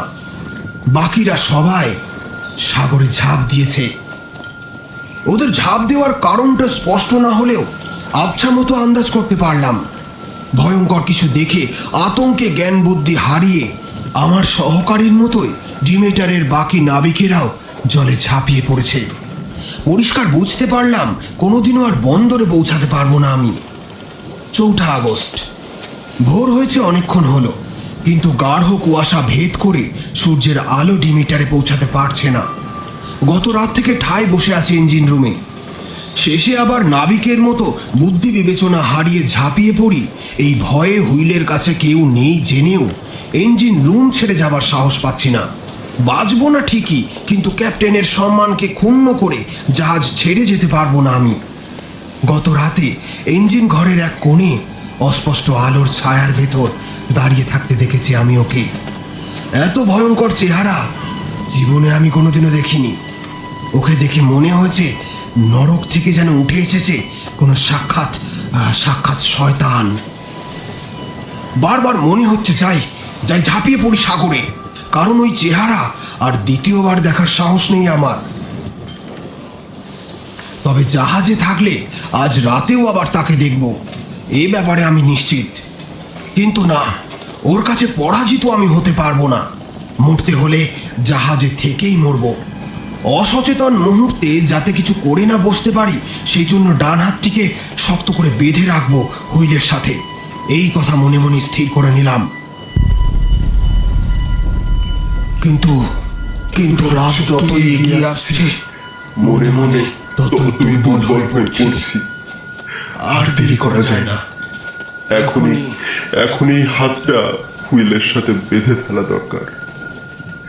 আমার এই লগ বুক যদি কারো হাতে পড়ে তাহলে নিশ্চয় বুঝতে পারবেন কর্তব্যের খাতিরেই হুইলের সাথে হাত বেঁধে রেখেছি আমি। আমার আরেকটা অনুরোধ থাকলো তার কাছে, সম্ভব হলে সে যেন দুনিয়ার বুক থেকে ধ্বংস করে দেয় ওই রক্তলোভী পিশাচকে। না হলে নিরপরাধ 10 জন নাবিকের আত্মা শান্তি পাবে না কোনোদিন। বিদায় হে পৃথিবী, বিদায়। হে ঈশ্বর, স্বর্গের দ্বার খুলে রাখো আমার জন্য। তোমার পদপ্রান্তে ঠাঁই নিতে আসছি আমি।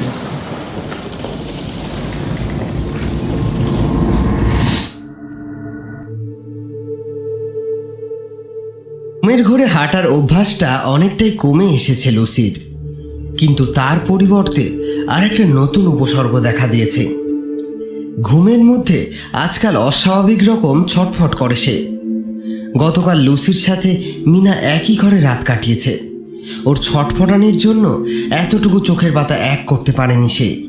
সারা রাত ছটফট করে ভোরের দিকে গভীর ঘুমে ঢলে পড়েছে লুসি। ঘুম ভাঙলে মিনা লুসিকে নিয়ে সাগরের ধারে বেড়াতে বেরোলো।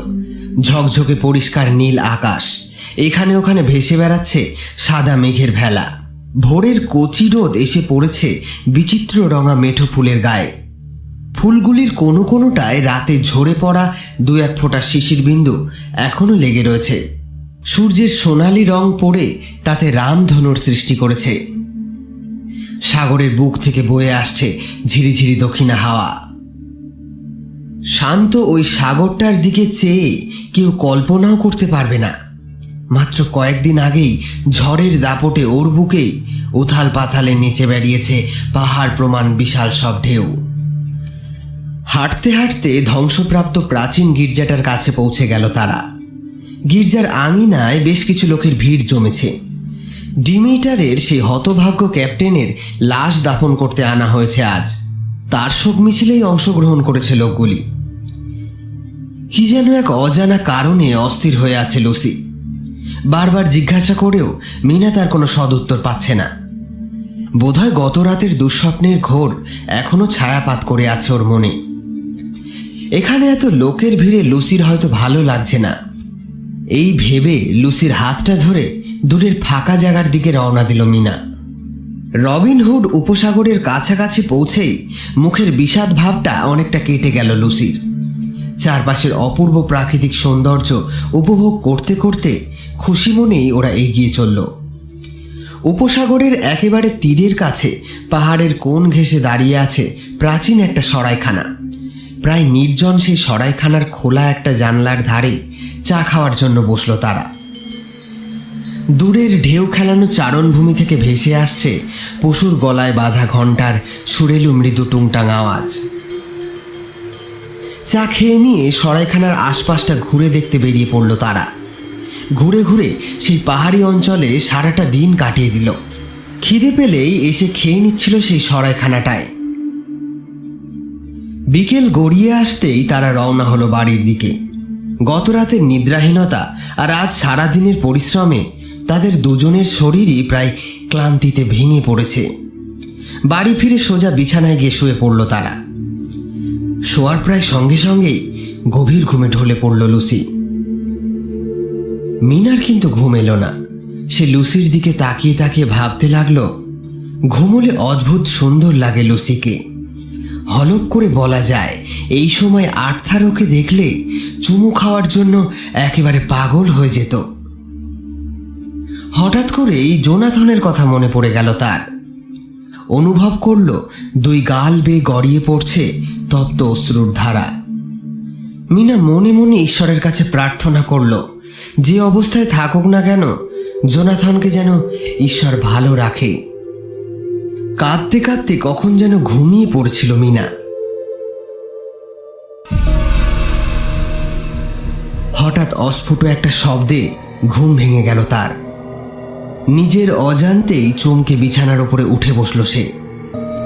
লুসির বিছানার দিকে চোখ পড়তেই অজানা আশঙ্কায় ধরফর করে উঠল তার বুক। বিছানা খালি। বিদ্যুৎ বেগে ঘাড় ঘুরিয়ে দরজার দিকে চাইতেই দেখল দরজাও খোলা। ব্যাপারটা বুঝতে বিন্দুমাত্র বিলম্ব হলো না মিনার। আজ ঘুমের ঘোরেই দরজা খুলে বেরিয়ে গিয়েছে লুসি। এক লাফে বিছানা থেকে নেমে আলনা থেকে একটা শাল টেনে নিয়ে মিনাও ছুটে বেরিয়ে গেল। সিঁড়ি দিয়ে নামতে নামতে ভাবল, এত রাতে নিশ্চয়ই বাড়ির বাইরে কোথাও যাবে না লুসি।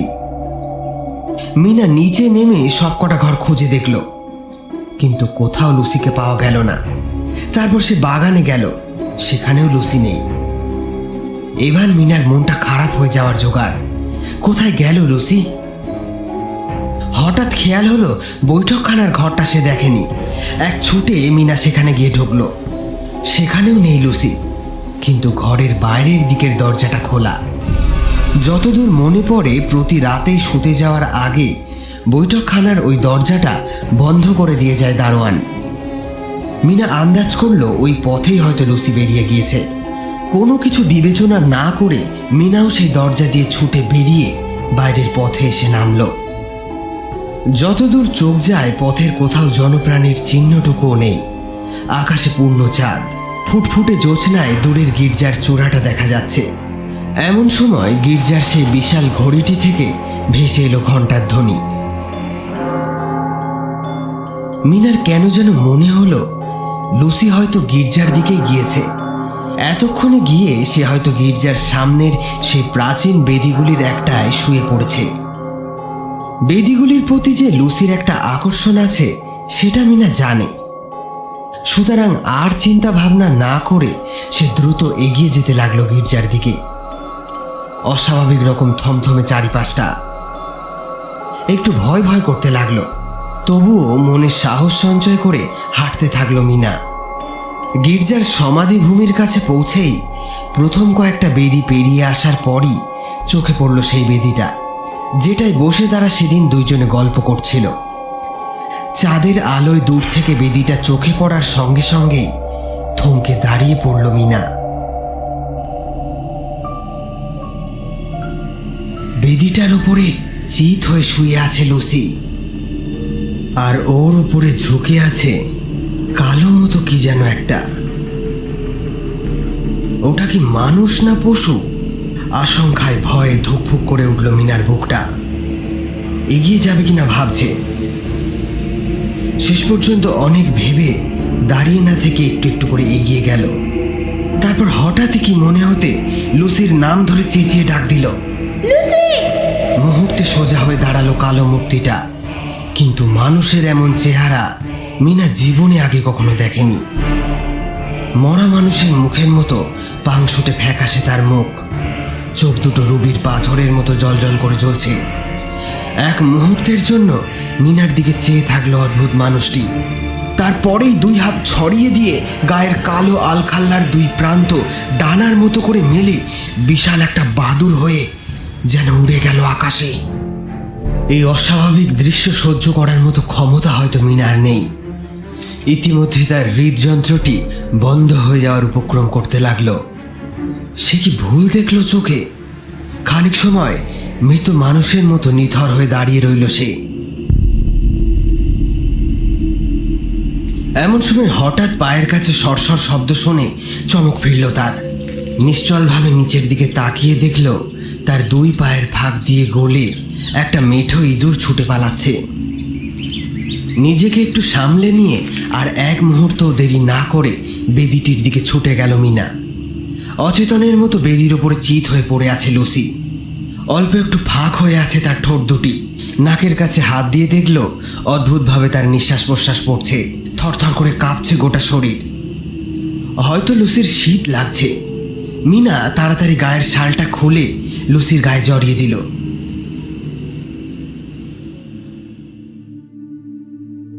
12ই আগস্ট।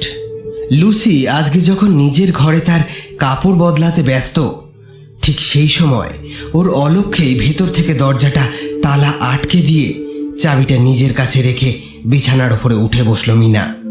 গত রাতের অদ্ভুত দৃশ্য তার মনে এখনো দাগ কেটে আছে। কোনো রকমে অবচেতন হয়ে পড়ে থাকা লুসিকে সে টানতে টানতে বাড়িতে নিয়ে এসেছিল। আজ মিনার কোনো ভুল করতে চায় না, তাই নিঃশব্দে দরজায় তালা আটকে চাবিটা খুব গোপনে নিজের কাছে রেখে দিল। মাঝরাতে একটা অস্পষ্ট আওয়াজ শুনে মিনার ঘুম ভেঙে গেল। চোখ মেলতেই দেখল ঘর অন্ধকার। পরিষ্কার মনে আছে তার বাতি জ্বালিয়ে রেখে সে বিছানায় শুতে গিয়েছিল। তাহলে বাতিটা নেভালো কে? লুসি।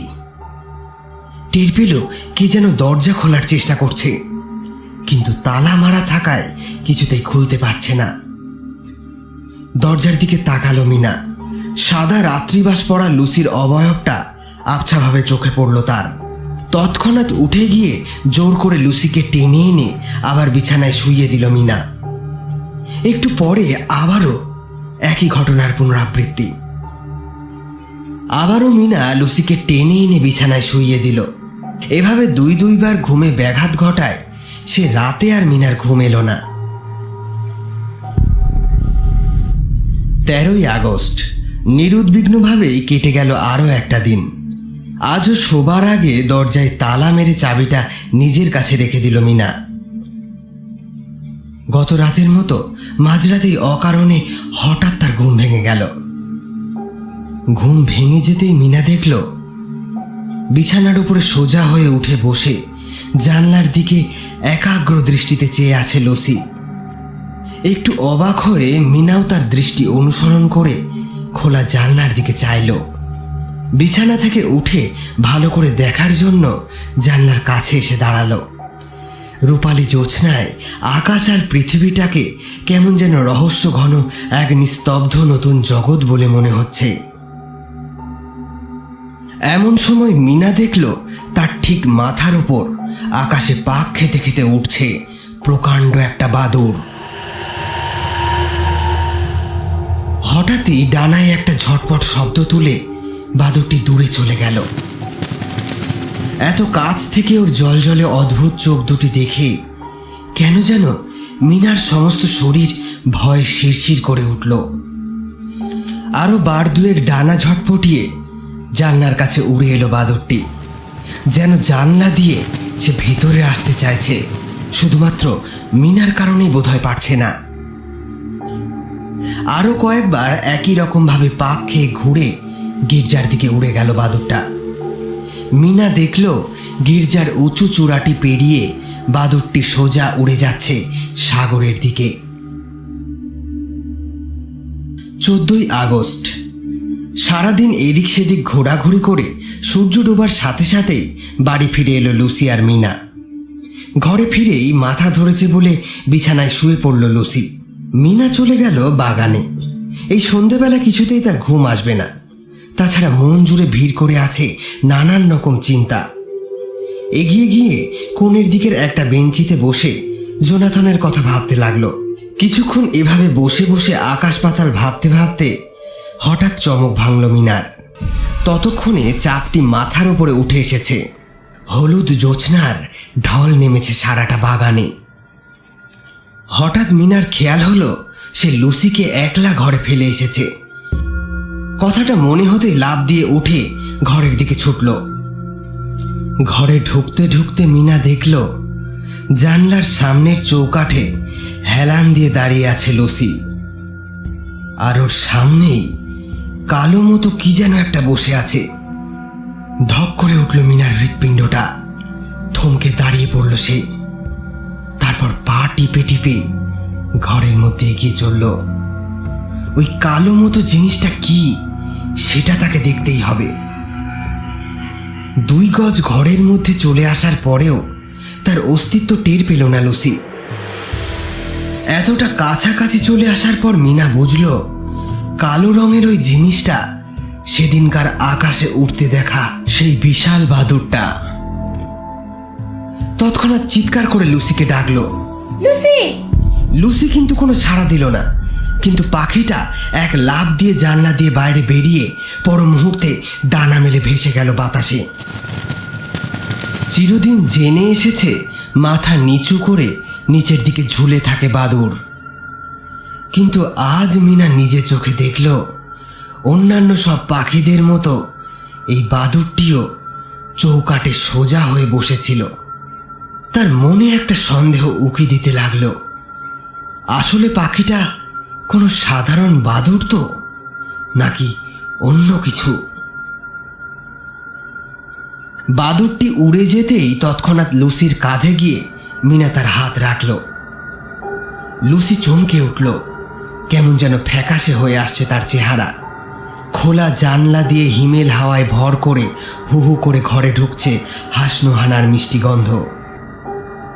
সেই গন্ধকে ছাপিয়ে লুসির গা থেকে কেমন একটা যেন বোটকা গন্ধ ছাড়ছে। মিনা স্পষ্ট সেটা অনুভব করতে পারল। জীবিত কোনো মানুষের শরীর থেকে কি এমন বোটকা পচা গন্ধ আসতে পারে? 18ই আগস্ট। আজ সকাল থেকেই লুসি আর মিনা কারোর মনটাই ঠিক ভালো নেই। আজ আর তারা ঘর থেকে বেরোয়নি। বিছানার উপরে বসে নিজেদের ভিতরে নানান কথা আলোচনা করছে। এমন সময় মিনা লুসির গত কয়েকদিনের অদ্ভুত আচরণ সম্পর্কে জানতে চাইল। প্রথমটায় সে জানালো যে সে কিছু মনে করতে পারছে না। মিনা এবার একটা হাত লুসির কাঁধে রেখে খুব নরম স্বরে জিজ্ঞেস করলো, বল না রে, কি হয়েছে তোর? ঠিক বলতে পারবো না মিনা, তবে মনে হয় স্বপ্নগুলো সব কিছু স্পষ্ট, অথচ কেমন যেন দুর্বোধ্য। সব সময় একটা অজানা ভয় ভয় করে থাকে আমাকে, অথচ কিসের ভয় বোঝাতে পারবো না। রাতের বেলা হঠাৎ করে ঘুম ভেঙে জেগে উঠে বসে বিছানায়। আশ্চর্য, হাজার হাজার নেকড়ের হিংস্র গর্জন শুনতে পাই তখন। চোখের সামনে ভেসে ওঠে একজোড়া লাল টকটকে উজ্জ্বল চোখ। সেদিন সূর্যাস্তের সময় গির্জার রঙিন কাজগুলো যেমন দেখাচ্ছিল, ঠিক তেমনই প্রচণ্ড আকর্ষণে কাছে টানতে থাকে আমায় ওই চোখ দুটো। ওই চোখ দুটোর ডাকে সাড়া দিয়ে তন্দ্রার ছন্নর মতো টলতে টলতে এগিয়ে যায়। তারপর আর কিছু মনে থাকে না। হঠাৎই তীব্র নাড়া খেয়ে ঘোর কেটে যায়। দেখি পাশে দাঁড়িয়ে আছিস তুই।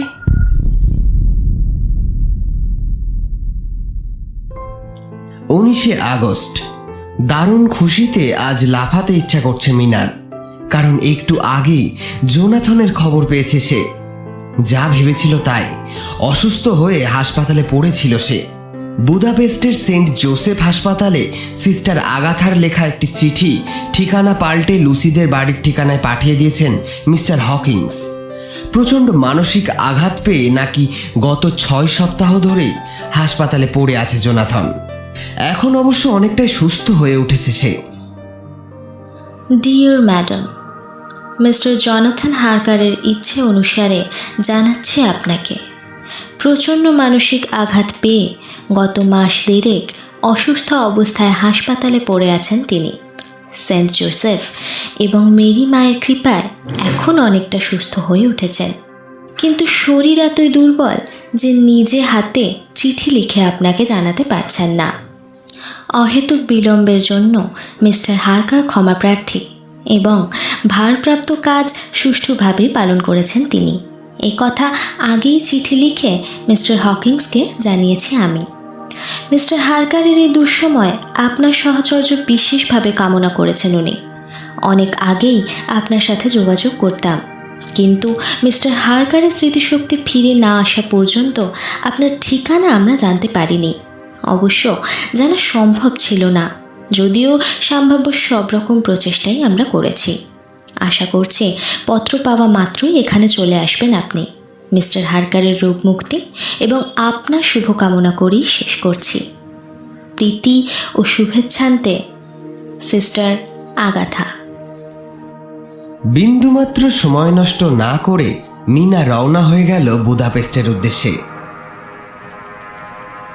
গত রাত থেকেই অদ্ভুত একটা পরিবর্তন এসেছে রেনফিল্ডের মধ্যে। রাত 8টার পর থেকেই ভীষণ উত্তেজিত হয়ে উঠছে সে। কুকুরের মতো গন্ধ শুকে বেড়াচ্ছে এদিক সেদিক। সেই সময় হাসপাতালের ডিউটিরত নার্স তার এই আচরণে ভ্যাবাচাকা খেয়ে যায়।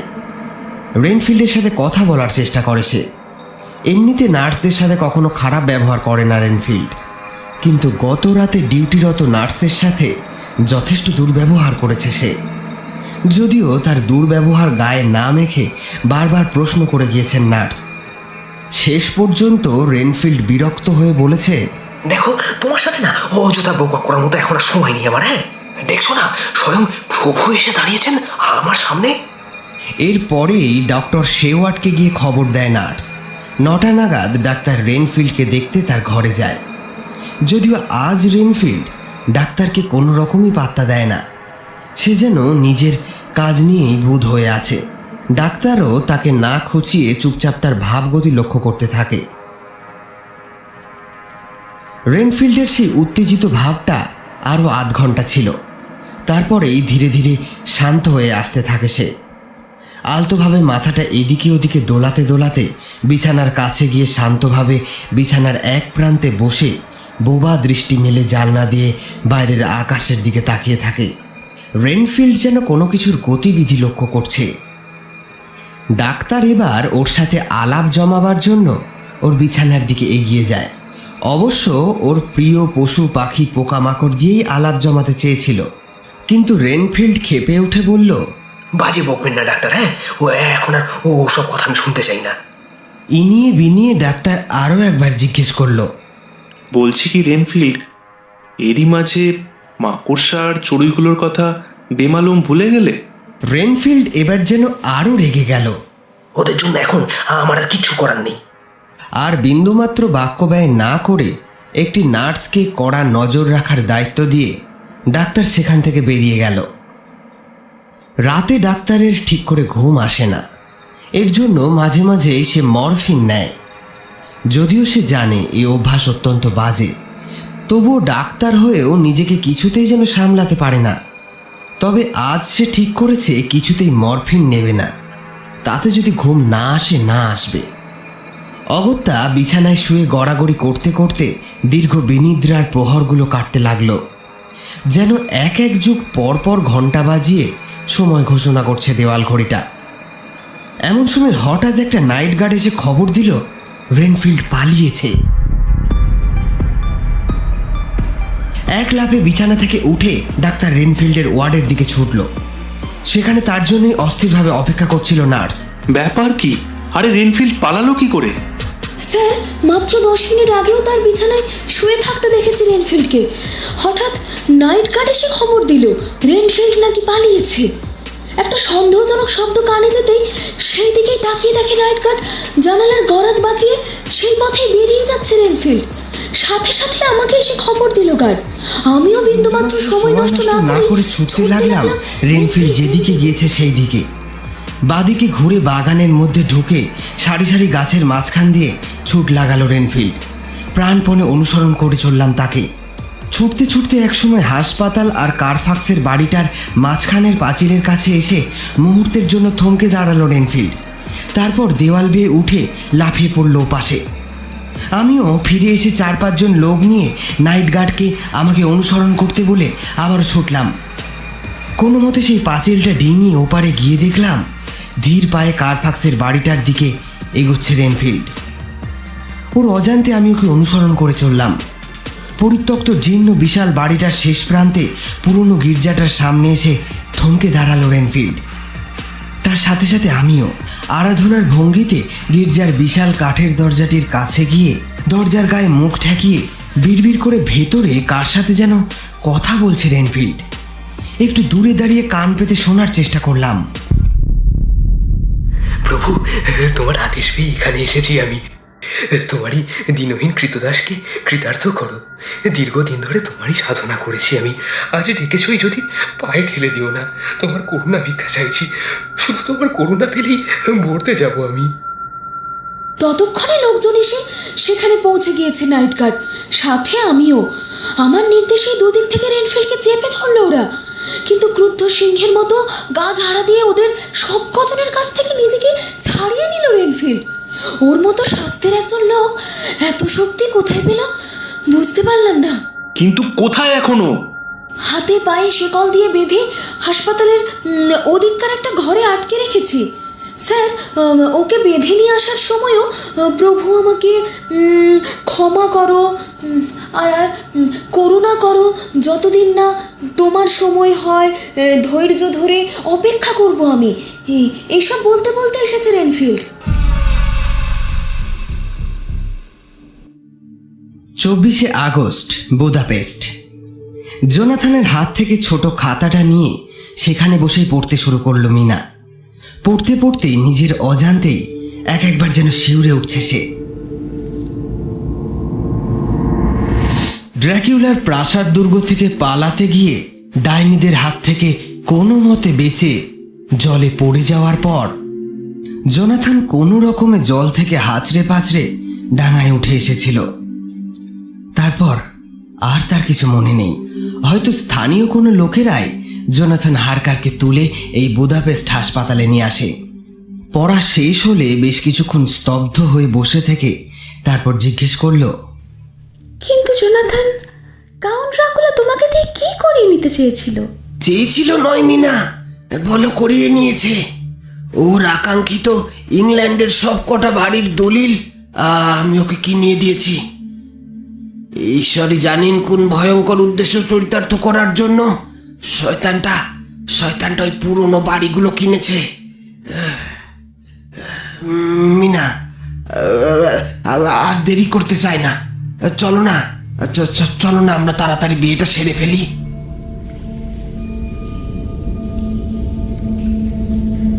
দিন দিন আরো আকর্ষণীয় হয়ে উঠছে রেনফিল্ডের কেসটা। সেদিনের সেই ঘটনার পর থেকে প্রায় সপ্তাহখানেক ধরেই যখন তখন সাংঘাতিক ক্ষিপ্ত হয়ে ওঠে, অসহ্য চেঁচামেচি জুড়ে দিত সে। কিন্তু তারপর গত পূর্ণিমার রাত থেকে হঠাৎ করে একেবারে চুপচাপ হয়ে গিয়েছে রেনফিল্ড। শুধু মাঝে মাঝে আপন মনেই বিড়বিড় করে বলে, আর চেঁচাবো না, আর চেঁচাবো না প্রভু। এখন থেকে তোমার নির্দেশের অপেক্ষা করবো। হ্যাঁ, তাতে যদি আমাকে আজীবন অপেক্ষা করতে হয় তাও সই। রেনফিল্ডের হঠাৎ শান্ত হয়ে যাওয়ার খবর শুনে সেদিন ডাক্তার তাকে দেখতে গেল। আচ্ছন্ন ভাবটা ওর চেহারা থেকে সম্পূর্ণ মুছে গিয়েছে।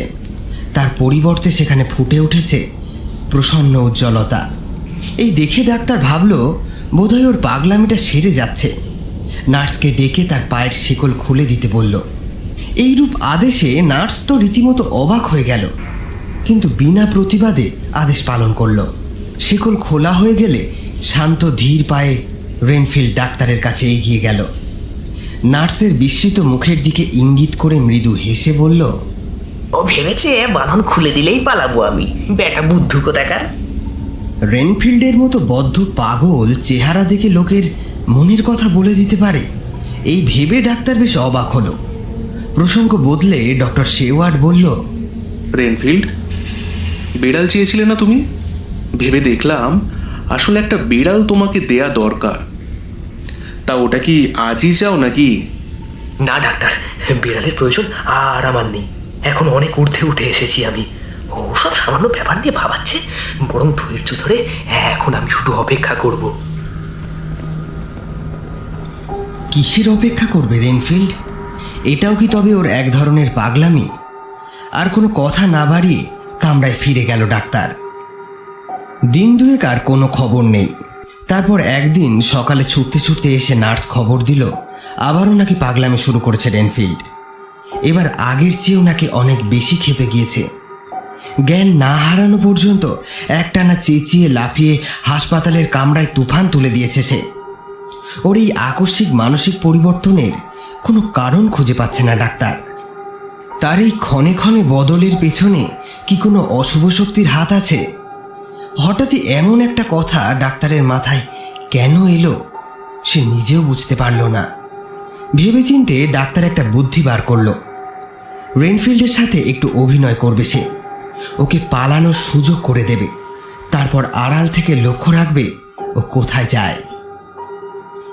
কিন্তু সকলকে অবাক করে দিয়ে পালানোর সমস্ত সুযোগ থাকা সত্ত্বেও রেনফিল্ড কিন্তু পালালো না।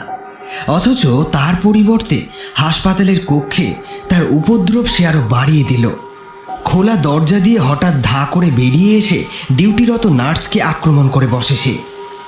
ওর এইরূপ অত্যাচারে আবারও অতিষ্ঠ হয়ে ডাক্তার ওকে বন্দি করার নির্দেশ দিল। এবং তারপরেই রেনফিল্ড ঘটালো আবার এক অবাক কাণ্ড। এতদিন তাকে পালাবার সমস্ত সুযোগ দেওয়া সত্ত্বেও সে কিন্তু পালায়নি। অথচ এখন তাকে যেই বন্দি করা হয়েছে অমনি আবারও সে পালালো।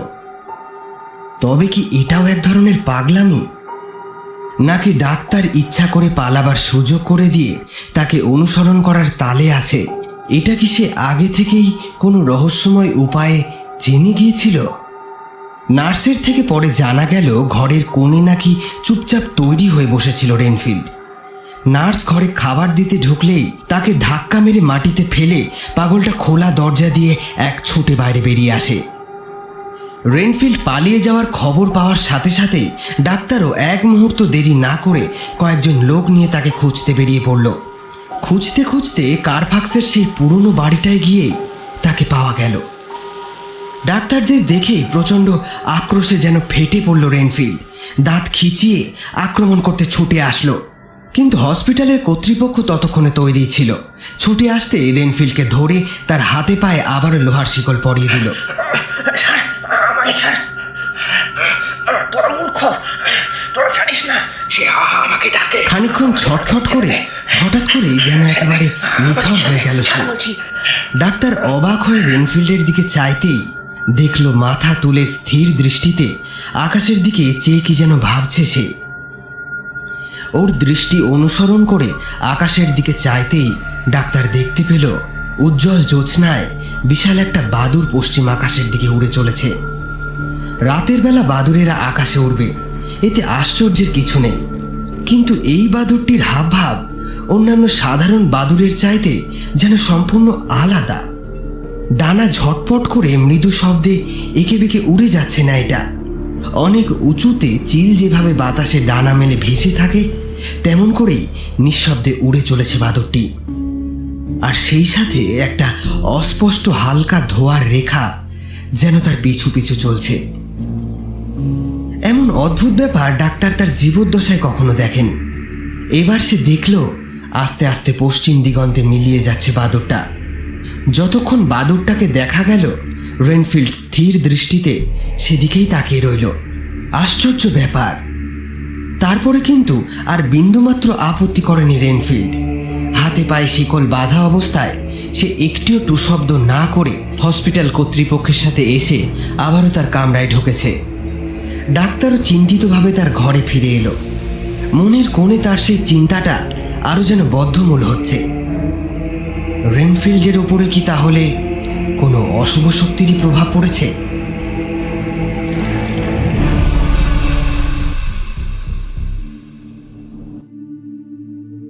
31শে আগস্ট আর্থার হোমউডের থেকে একটা চিঠি পেল ডক্টর শেওয়ার্ড। প্রিয় জন, একটা বিশেষ উপকারের আশায় তোর হাসপাতালে এসেছিলাম, কিন্তু বহুক্ষণ অপেক্ষা করেও তোকে না পেয়ে এই চিঠি লিখে রেখে যাচ্ছি। দিন কয়েক ধরে সাংঘাতিক অসুস্থ হয়ে পড়েছে লুসি। দিনকে দিন কেমন যেন দুর্বল আর রোগা হয়ে যাচ্ছে সে। লুসিকে এর কারণ জিজ্ঞেস করেও কোনো সৎ উত্তর পায়নি। ওর মাও তেমন কিছু বলতে পারছে না, অথচ কিছুতেই ডাক্তার দেখাতে রাজি হচ্ছে না। অনেক সাধ্য সাধনা করে শেষ পর্যন্ত রাজি করানো গেছে ওকে, কিন্তু এক শর্তে, তুই ছাড়া আর কোনো ডাক্তারের সাহায্য নেবে না সে। অতএব এইবারের মতো লুসিকে বাঁচা। হয়তো লুসির সামনে আসতে সংকোচ বোধ করবি তুই। হ্যাঁ, তোর জায়গায় আমি হলে আমিও তাই করতাম, কিন্তু লুসির দিকে চেয়ে একবার আয়। কাল দুপুর নাগাদ তোর আগমন প্রত্যাশা করতে পারি কি? আর হ্যাঁ, বাবার অসুখ সাংঘাতিক রকম বেড়ে গিয়েছে, অতএব এক্ষুনি বাড়ি রওনা হতে হচ্ছে আমাকে। লুসির ভার সম্পূর্ণ তোর উপর ছাড়লাম। ইতি, তোর আর্থার। 1 সেপ্টেম্বর যথাসময়ে ডক্টর শেওয়ার্ড লুসিদের বাড়িতে এসে হাজির হলো। লুসিকে বারবার পরীক্ষা করেও ওর শরীরে কোনো রকম রোগের লক্ষণ ডাক্তারের চোখে পড়ল না। তবুও কেন যেন নিশ্চিত হতে পারছে না সে। আগেরবার লুসিকে যেমনটা দেখে গিয়েছিল এখন আর যেন তেমন নেইও। শেওয়ার্ডের সন্দেহ হলো ওর রোগটা বোধহয় শরীরের নয়, মনের। বারবার ওকে প্রশ্ন করে ডাক্তার অদ্ভুত কিছু কথা জানতে পারল। মাঝে মাঝে শ্বাস নিতে নাকি ওর ভীষণ কষ্ট হয়, ক্লান্তিতে বুজে আসে দুই চোখের পাতা। ঘুমের মাঝে প্রায়শই নাকি দুঃস্বপ্ন দেখে জেগে ওঠেও। তবে ঘুম ভাঙার পরে সে স্বপ্নের বিন্দু বিসর্গও তার আর মনে থাকে না। লুসিকে ভালো করে পরীক্ষা নিরীক্ষা করবার পর আর্থারকে একটি চিঠি পাঠালেন ডাক্তার। সব দিক ভেবে স্থির করেছি ওকে সুস্থ করে তোলা আমার একার সাধ্যে কুলোবে না। কাজেই আমার ওস্তাদ প্রফেসর ভ্যান হেলসিংকে খবর পাঠাচ্ছি। জানিসই তো, নানা রকম জটিল ব্যাধি, বিশেষ করে মানসিক রোগ সারাতে আজকের পৃথিবীতে ওর জুড়ি মেলা ভার। অত্যন্ত ব্যস্ত মানুষ প্রফেসর, তার সময়ের অনেক দাম, কিন্তু আমাকে অত্যন্ত স্নেহ করেন উনি। আমি বললে তিনি না এসে পারবেন না, এ বিশ্বাস আমার আছে। কিছু ভাবিস না তুই, এসে যখন একবার পড়েছি চেষ্টার কোনো ত্রুটি রাখব না। ইতি, তোর জন। ডক্টর শেওয়ার্ডের চিঠি পাওয়ার সঙ্গে সঙ্গে তার জবাব পাঠালেন প্রফেসর অ্যাব্রাহাম ভ্যান হেলসিং। ডিয়ার জন, কয়েক মিনিট আগে তোমার চিঠি পেলাম। চিন্তা করো না, এখন হুইটবির উদ্দেশ্যে রওনা হয়ে পড়েছি আমি। প্রেসেন্ট গ্রেট ইস্টার্ন হোটেলে আমার জন্য একটা ঘর ঠিক করে রেখো। With blessings, van হেলসিং। যথারীতি ডক্টর শেওয়ার্ড প্রফেসরের কথা মতো গ্রেট ইস্টার্ন হোটেলে একটি রুম বুক করে রাখে। প্রথমবারের মতো লুসিকে দেখা শেষ করে কিছু জরুরি কাজ সারতে আমস্টারডামে ফিরে গিয়েছিলেন প্রফেসর ভ্যান হেলসিং। শেওয়ার্ডকে বলে গিয়েছিলেন লুসির অবস্থা সম্পর্কে রোজ যেন একটা টেলিগ্রাম করে তাকে জানানো হয়। কর্তব্য কাজে বিন্দুমাত্র গাফিলতি না করে যথারীতি প্রফেসরকে প্রতিদিন তার বার্তা পাঠিয়েছে শেওয়ার্ড।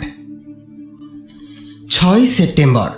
এই কদিন ধরে লুসির অবস্থা কিছুটা ভালো থাকলেও আজ হঠাৎ করেই তার অবস্থার বেশ খানিকটা অবনতি ঘটেছে।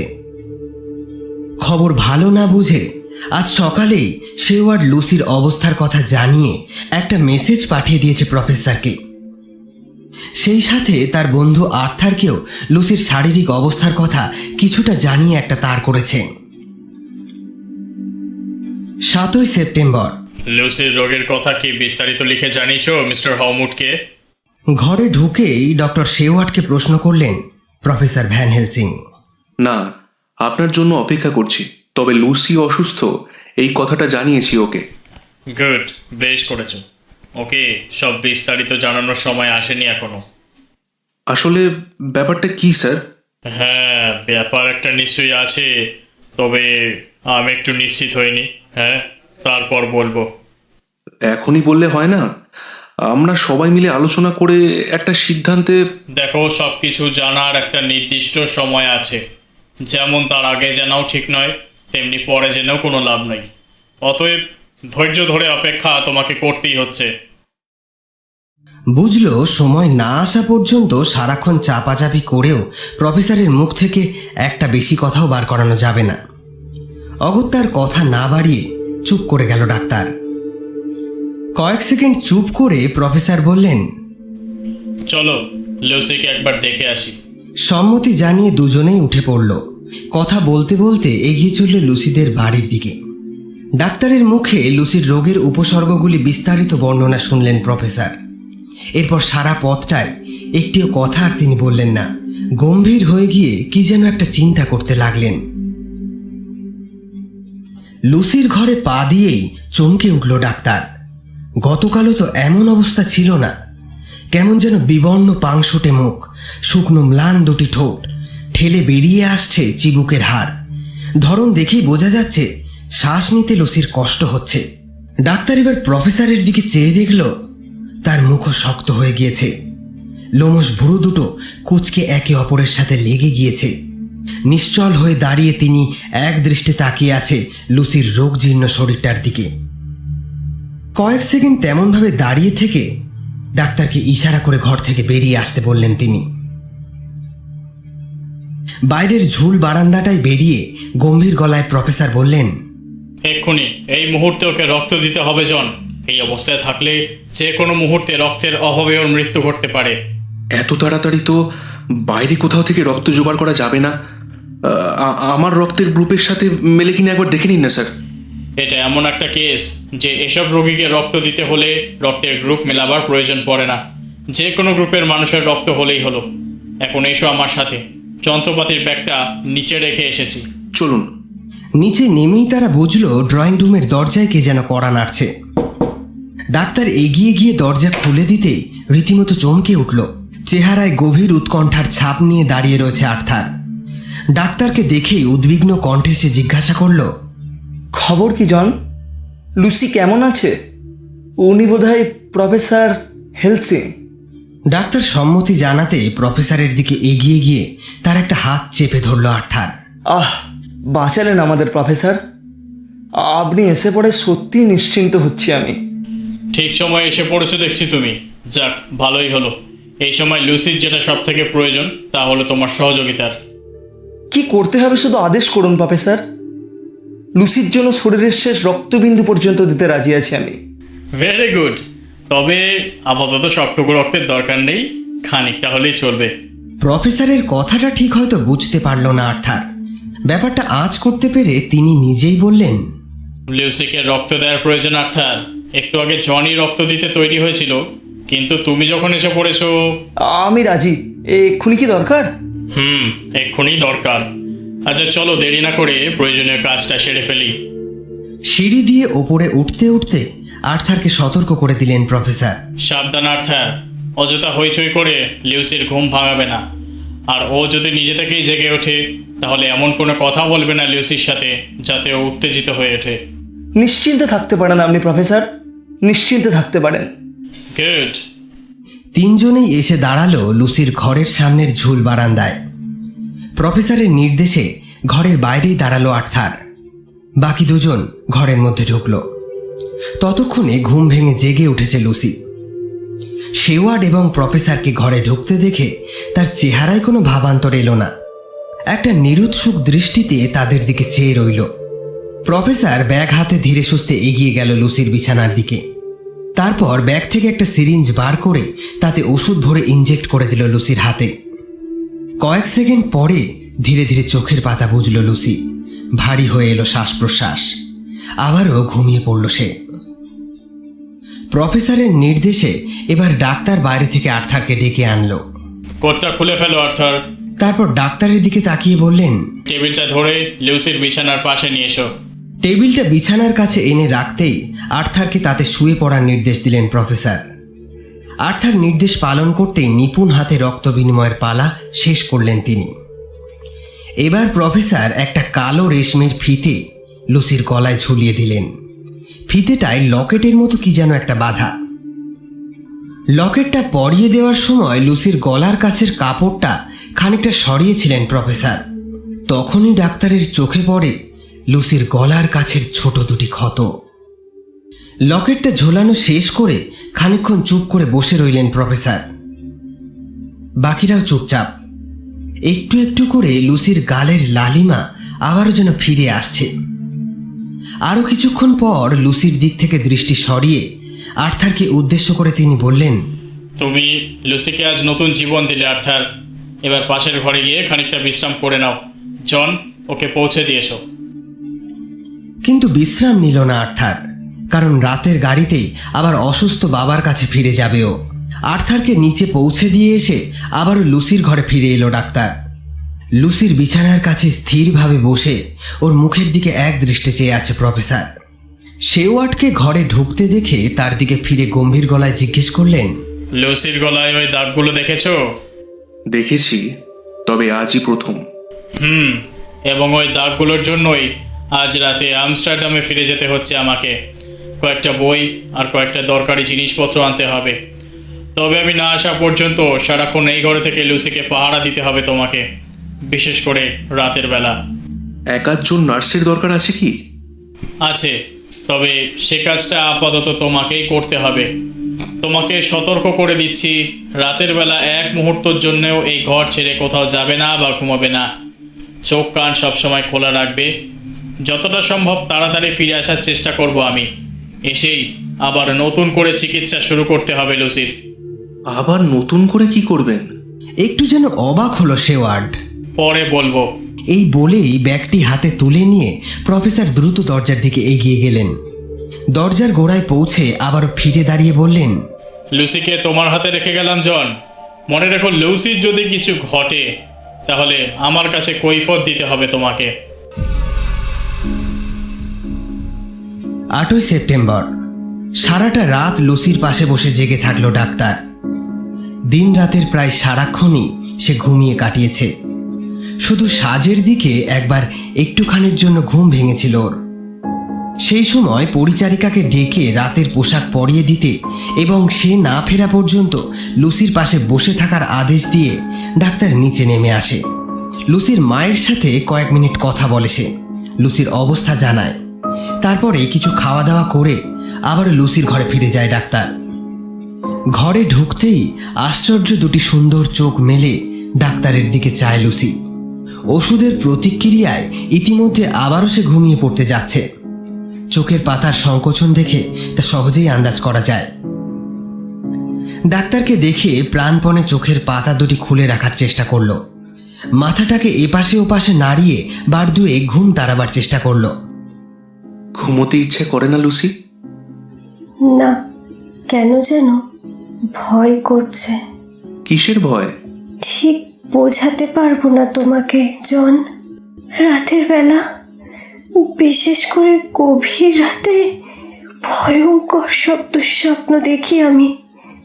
আশ্চর্য রকমভাবে তখন ওগুলোকে সত্যি বলে মনে হয়। আরে না না, ওসব কিচ্ছু না। আসলে দুর্বল হয়ে পড়েছ তো, অল্পতেই ভয় পেয়ে যাও। শরীরে একটু বল ফিরে আসলেই দেখবে দুঃস্বপ্নটা আর আসবে না। আমার তো মনে হয় না জন। ঠিক আছে ঠিক আছে, এখন ঘুমাও। তোমার পাশে বসেই পাহারা দেবো আজ সারা রাত। ভয় পেয়ে ঘুম ভেঙে গেলে দেখবে ঠিক তোমার কাছেই বসে আছি আমি। আহ, বাঁচালে জন। এই বলেই ছোট একটা দীর্ঘশ্বাস ফেলে চোখ বুজল লুসি। কয়েক সেকেন্ডেই গভীর ঘুমে ঢুলে পড়ল সে। তারপর সারা রাতে একবারের জন্যেও চোখ মেলেনি লুসি, এমনকি নড়েনি পর্যন্ত। হয়তো আজ আর কোনো দুঃস্বপ্ন দেখেনি সে। ভোরবেলা মোরগ ডাকার সঙ্গে সঙ্গে পরিচারিকা এসে ঘরে ঢুকল। তার হাতে লুসির সমস্ত ভার দিয়ে বাড়ি ফিরে গেল ডাক্তার। প্রথমেই প্রফেসর এবং আর্থারকে দুটো তার করল সে। তারপরে স্নান খাওয়া সেরে নিজের কাজের দিকে মন দিল। অজস্র কাজ জমে আছে তার। টুকিটাকি গোছগাছ করতে করতেই দিনটা কেটে গেল। কয়েকদিন ধরে রেনফিল্ডের খোঁজ নেওয়া হয়নি তার, তাই বিকেলের দিকে একবার রেনফিল্ডকে দেখতে গেল।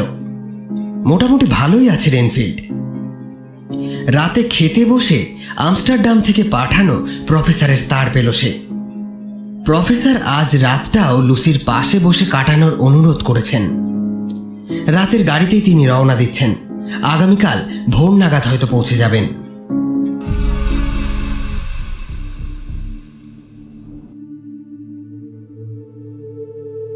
নয় সেপ্টেম্বর।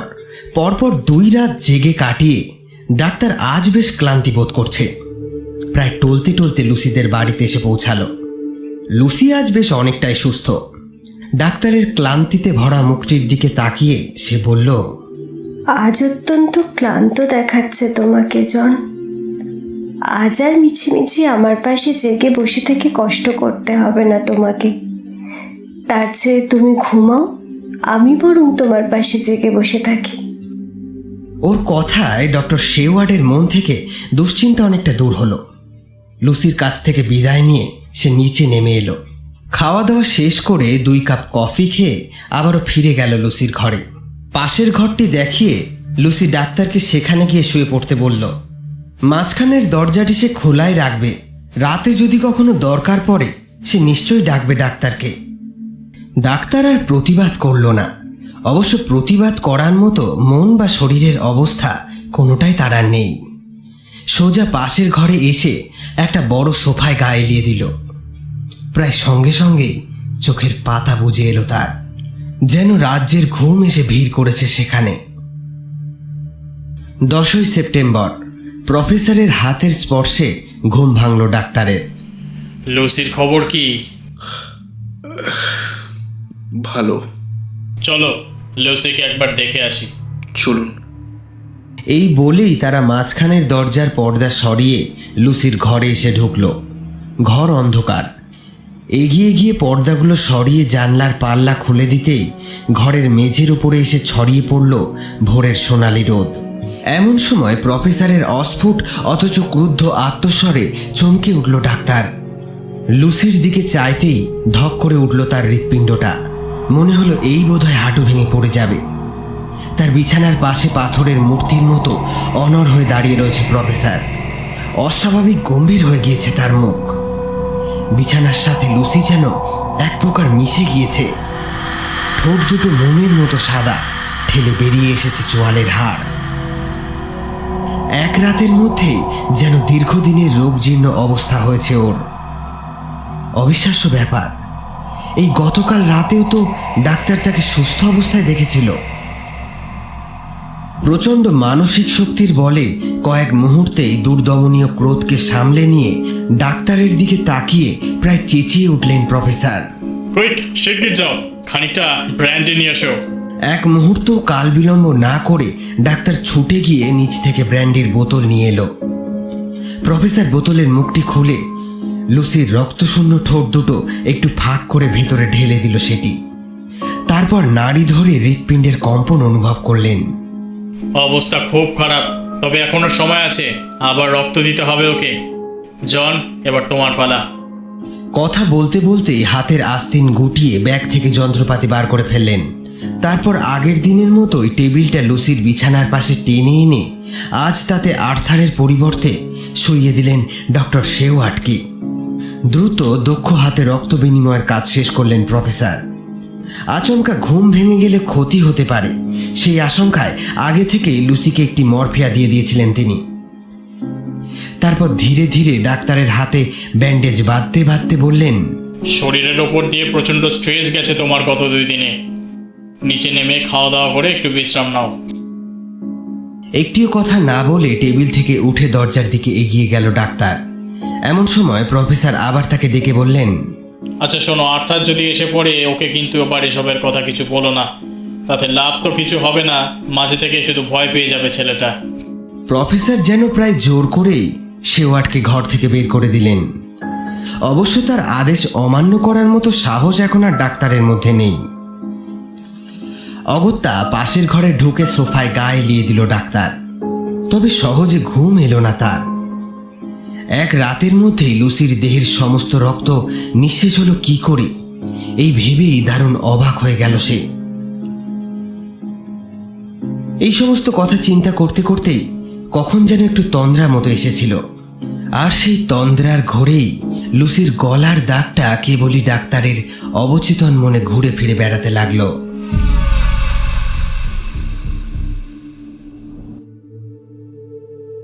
বিকেলে প্রফেসরের ডাকে শেওয়ার্ডের ঘুম ভাঙল। লুসির ঘরে এসে দেখল সেও ঘুম থেকে উঠে পড়েছে। এখন অনেকটা সুস্থ লাগছে তাকে। লুসিকে ডাক্তারের জিম্মায় রেখে একটু বেড়াতে বেরোলেন প্রফেসর। তার কথাবার্তা শুনে বোঝা গেল তিনি হয়তো পোস্ট অফিসের দিকে যাচ্ছেন। লুসির সাথে আলাপ করতে করতে ডাক্তার বুঝল সকালের দুর্ঘটনার কথা সে জানে না। একটু পরেই ঘরে এসে ঢুকলেন লুসির মা।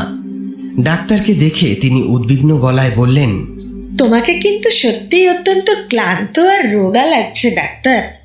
আসলে তোমার এবার একটা বিয়ে করা উচিত। দেখাশোনার জন্য তো কেউ একজন দরকার। ওনার কথায় হেসে উঠে লুসির দিকে চাইল ডাক্তার। চকিতে লুসির গালেও একটা রক্তিম আভা খেলে গিয়েছে। এই ধরনের আরও নানান বিষয় নিয়ে আলোচনা করতে করতে সেদিন সন্ধে ঘনিয়ে এলো। এই সময় বাইরে থেকে ফিরে এলেন প্রফেসর। এসেই তিনি বললেন, জন, আজ রাতে তোমার ছুটি, খেয়ে দিয়ে ভালো করে ঘুমাও। লুসিকে আজ আমি পাহারা দেব। আর একটা কথা, এই সময় তোমাকে কিন্তু আমার সব থেকে বেশি প্রয়োজন। কাজেই তুমি অসুস্থ হয়ে পড়লেই কাহিল হয়ে পড়বো আমি। আর তুমি ছাড়া আমার গোপন চিকিৎসার কথা কাউকে জানতে দেওয়া চলবে না, বুঝেছো? যাও এখন, গুড নাইট। 12 সেপ্টেম্বর। গত রাত আর আজ সারাটা দিন ঘুমিয়ে বিকেলের দিকে ঝরঝরে শরীরে লুসিদের বাড়িতে এসে হাজির হলো ডাক্তার। লুসির ঘরে ঢুকতেই প্রফেসর অভ্যর্থনা জানালেন। এসো জন, তোমার জন্যই অপেক্ষা করছি। এবার তিনি টেবিলের ওপরে রাখা একটি কাগজের প্যাকেট খুলে কয়েকটি জিনিস বার করলেন। ধবধবে সাদা জিনিসগুলিকে দেখে লুসি সহাস্য মুখে কিছু একটা বলতেই যাচ্ছিল। প্রফেসর তাকে থামিয়ে দিয়ে বললেন, কিন্তু ভেবো না এগুলো সাধারণ জিনিস।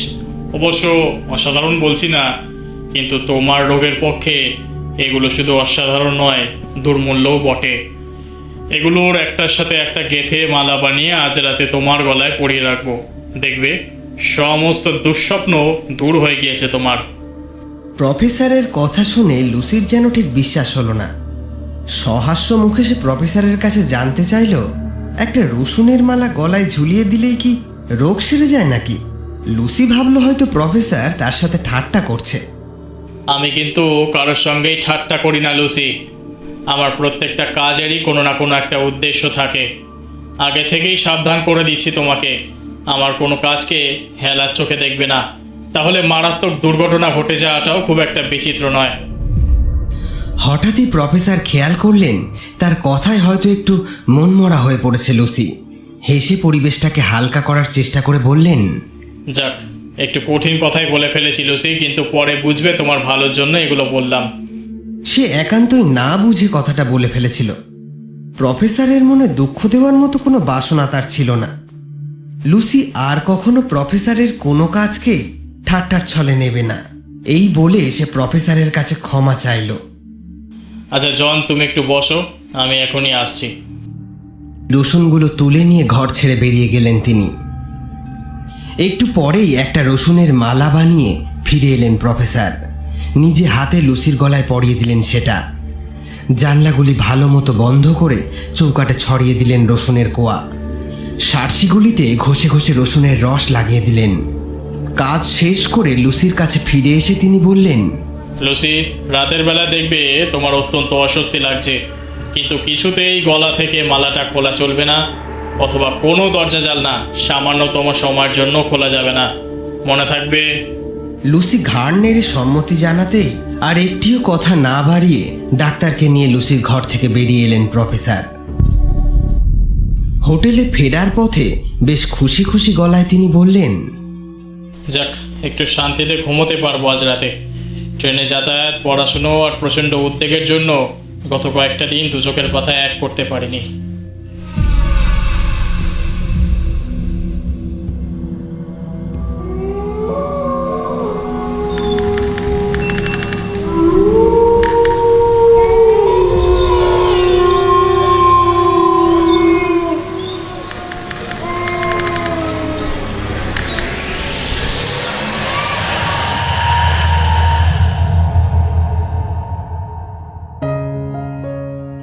সেপ্টেম্বর।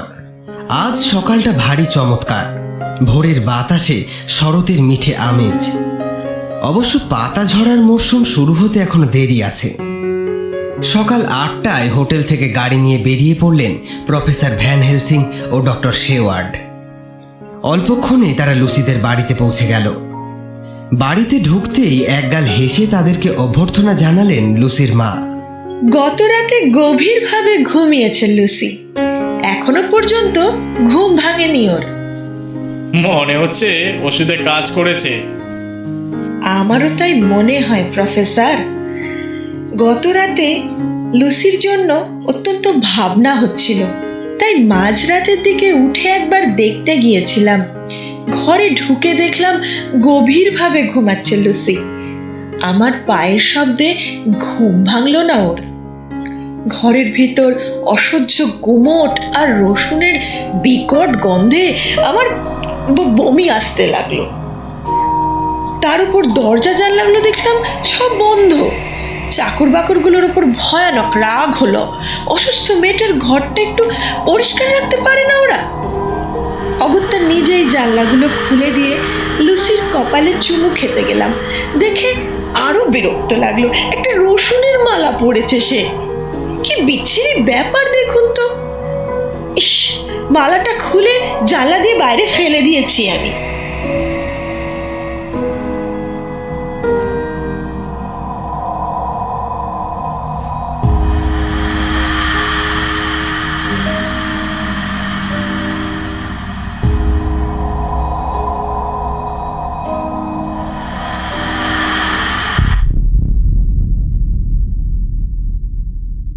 নমস্কার, আমি অয়ন।